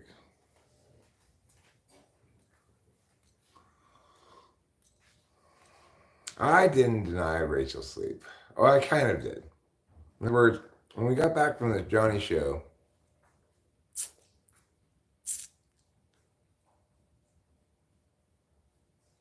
I guess we went to bed right away. I don't remember what we did. Yeah, it's weird. Oh, that's right. I live streamed some from the hotel room. So I did prevent her from going to bed. So I did deny her in this instance. But, you know, we're accustomed now to having plenty of room. So that if she wants to sleep and I want to live stream, no problem. But in the hotel, it's not like that. But I need to be a little bit more careful about that, because if I manage those things a little more carefully, then I don't have to worry about a grumpy Rachel during a car ride. If we're at home, I never encounter it. If she's grumpy, she'll just go to bed or whatever. You know? She never gets grumpy because she has her SI. She has complete control over her SI. No matter what I'm doing, she can always successfully isolate and do her thing as she sees fit. No, Boba, I have not been out stargazing right yet, but you've inspired me to. I don't want to do that right now because I need to move all these things off the bottom thing, but I could do that right now. Let me go see if I can see the moon. I don't want to take this outside until I have a good clear view of a good big sized moon to calibrate against. It's kind of a pain in the butt to carry it. So there is a moon, but it's behind the trees over there right now. It's relatively big, about half moon. I could take it outside and calibrate the moon where it is, but I'd have to move around and find a clear spot to see the moon with. So I think I'll wait till another night for that.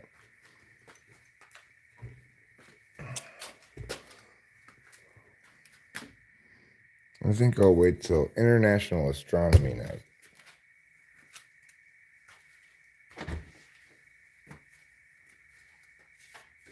not sure what night that is, but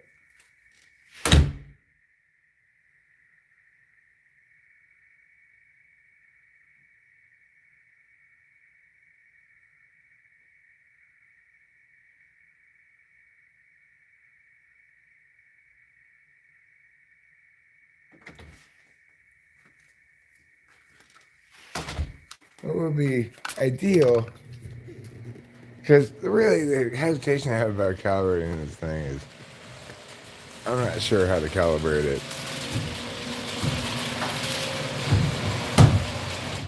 And I'm not even sure really what calibrating it means.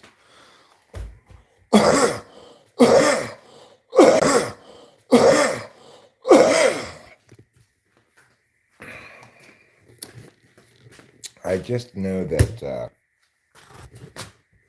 I couldn't see anything through it the other night when I tried to look for it and there was no moon. But I couldn't tell if I was pointing at anything that, like a star or anything anyway, so I needed a brighter object to figure out what's going on.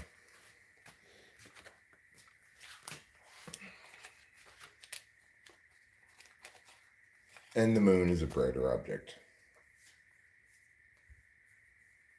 than, say, a star. Or, I don't know, a planet. Mostly because it's so much bigger in appearance from our vantage point, not in actual size. In fact, the moon is almost certainly much smaller than every single star we see.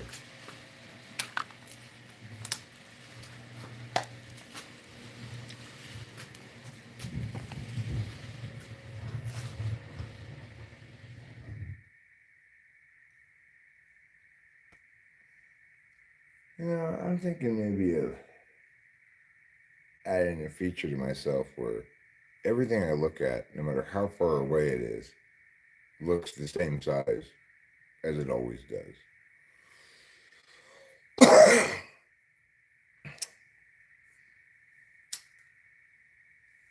If I switch to that, then the moon will look very small and the stars will look very big.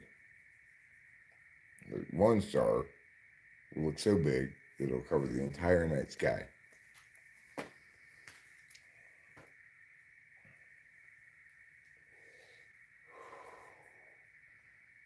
Like, why do my eyes have to be so dumb that they can't even inform me about the size of something unless I intellectually know the distance? It seems like a pretty critical design flaw.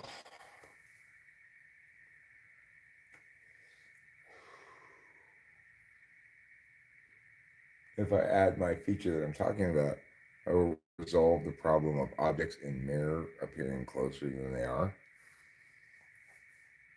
Now they'll just appear the same size no matter what distance they are. It'll be impossible to tell how far away they are. Well, that's good, because you don't need to know that.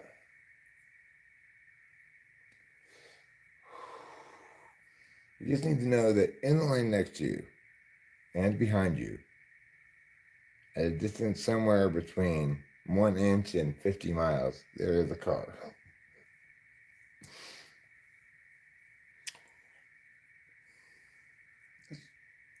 If you're trying to learn more than that, you're just playing jazz, you know?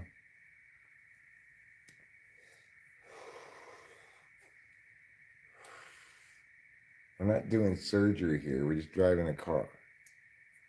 Isn't it kind of weird and remarkable how few car crashes there are?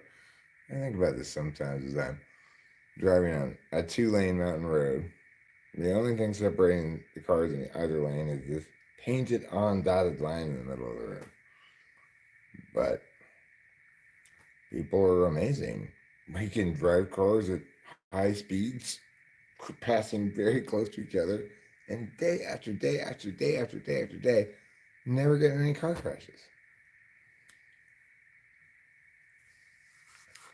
Pretty impressive. the way that human civilization has enabled individuals' ability to transport themselves places at high speeds without incurring shit tons of fatalities. You might point out that car crashes are still a leading cause of death. Well, fair enough. But if before highways and cars existed, you were to pose the question, imagine we have people, each individual moving rectangles, driving on 2-lane roads like that at 50 miles an hour. How many problems do you think that's going to cause? People say it's going to cause infinite problems. I mean, you can't trust people to stay in their lane just with a painted line there to stop them from drifting over. That's not going to work. Of course, it works just fine. In fact, you don't even need the painted line. All the way back from Triangle Road to my house, it's just there are no lines painted on the road. It's just a road with no lines.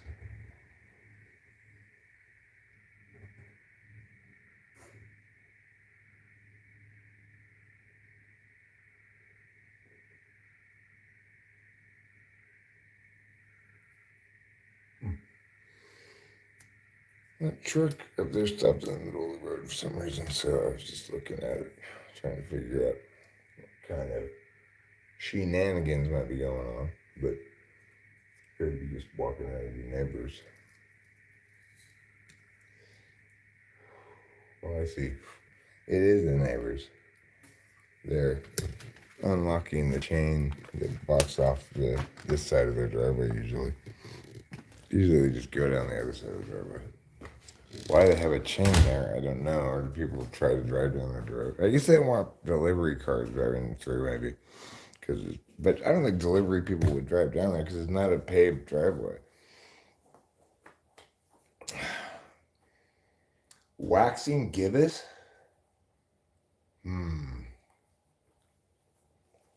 Well,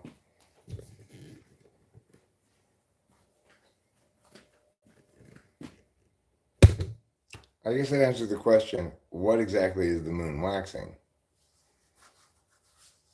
And will it ever get it shiny enough?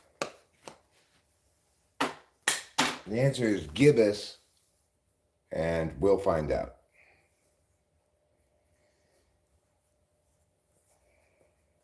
Yeah. Ever since it saw the Karate Kid, the moon has been waxing and waning, which is the word we use for waxing off. Gibbous Wax is a good band name, I agree. Or Waxing Gibbons. Waxing Barry Gibb.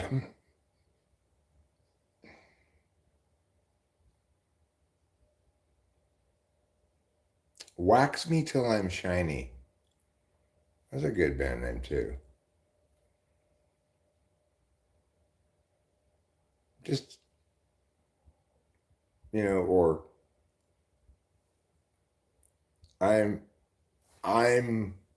as shiny as I can be. Because maybe it's risky to say wax me till I'm shiny. Because what if you're already shiny? Then adding more wax might actually dull your shine. So maybe I need to add a stipulation. Wax me until I'm as shiny as I can get. I can only get so shiny. I was born matte rather than high gloss, so you can make me more shiny with wax, but not truly shiny. I am waxing eloquent. I'm also waxing elephants. That's one of my side jobs, my side hustles. A lot of people will pay good money if you're able to quickly wax a complete elephant. Because what happens a lot is people suddenly get a call, hey, can you come ride your elephant in this parade, and they have an urgent and sudden need to have it shined up with wax. So it's kind of like car detailing, except less hard. I've taken it up as a side hustle, and I made $40,000 last week just waxing elephants. And you might want to consider getting into it too. It's a very lucrative profession. The thing is, be careful when you're waxing the tusks, because one of those things, surprisingly, can easily enough poke an eye out. There's a lot of one-eyed elephant waxers out there because they haven't been careful. I wear protective goggles when I wax the tusks. Also, if you get in front of that trunk at the wrong time, you can be sucked inside of an elephant. They're like the most powerful vacuum you've ever seen, times a million. That's how vacuumy they are with their trunk. They could vacuum up a Toyota 4Runner. It's happened many times before. It's the only kind of car they seem to vacuum up, but that might just be a statistical coincidence. Maybe there was one time that one vacuumed up a RAV4, which is kind of like a 4Runner. Makes you wonder if maybe elephants are attracted to the number 4. Might be a numerological thing. Anyway, that's too big a topic to broach right now. I'm going to end the stream because my phone's running out of batteries, and I've been going for a while now, 4 hours. Seems like enough aimless musings for even the most avid fan of Eric's aimless musings. So with that, I offer you my most sincere and heartfelt love and adoration, along with the following admonition. Don't forget to eat plenty of cheese.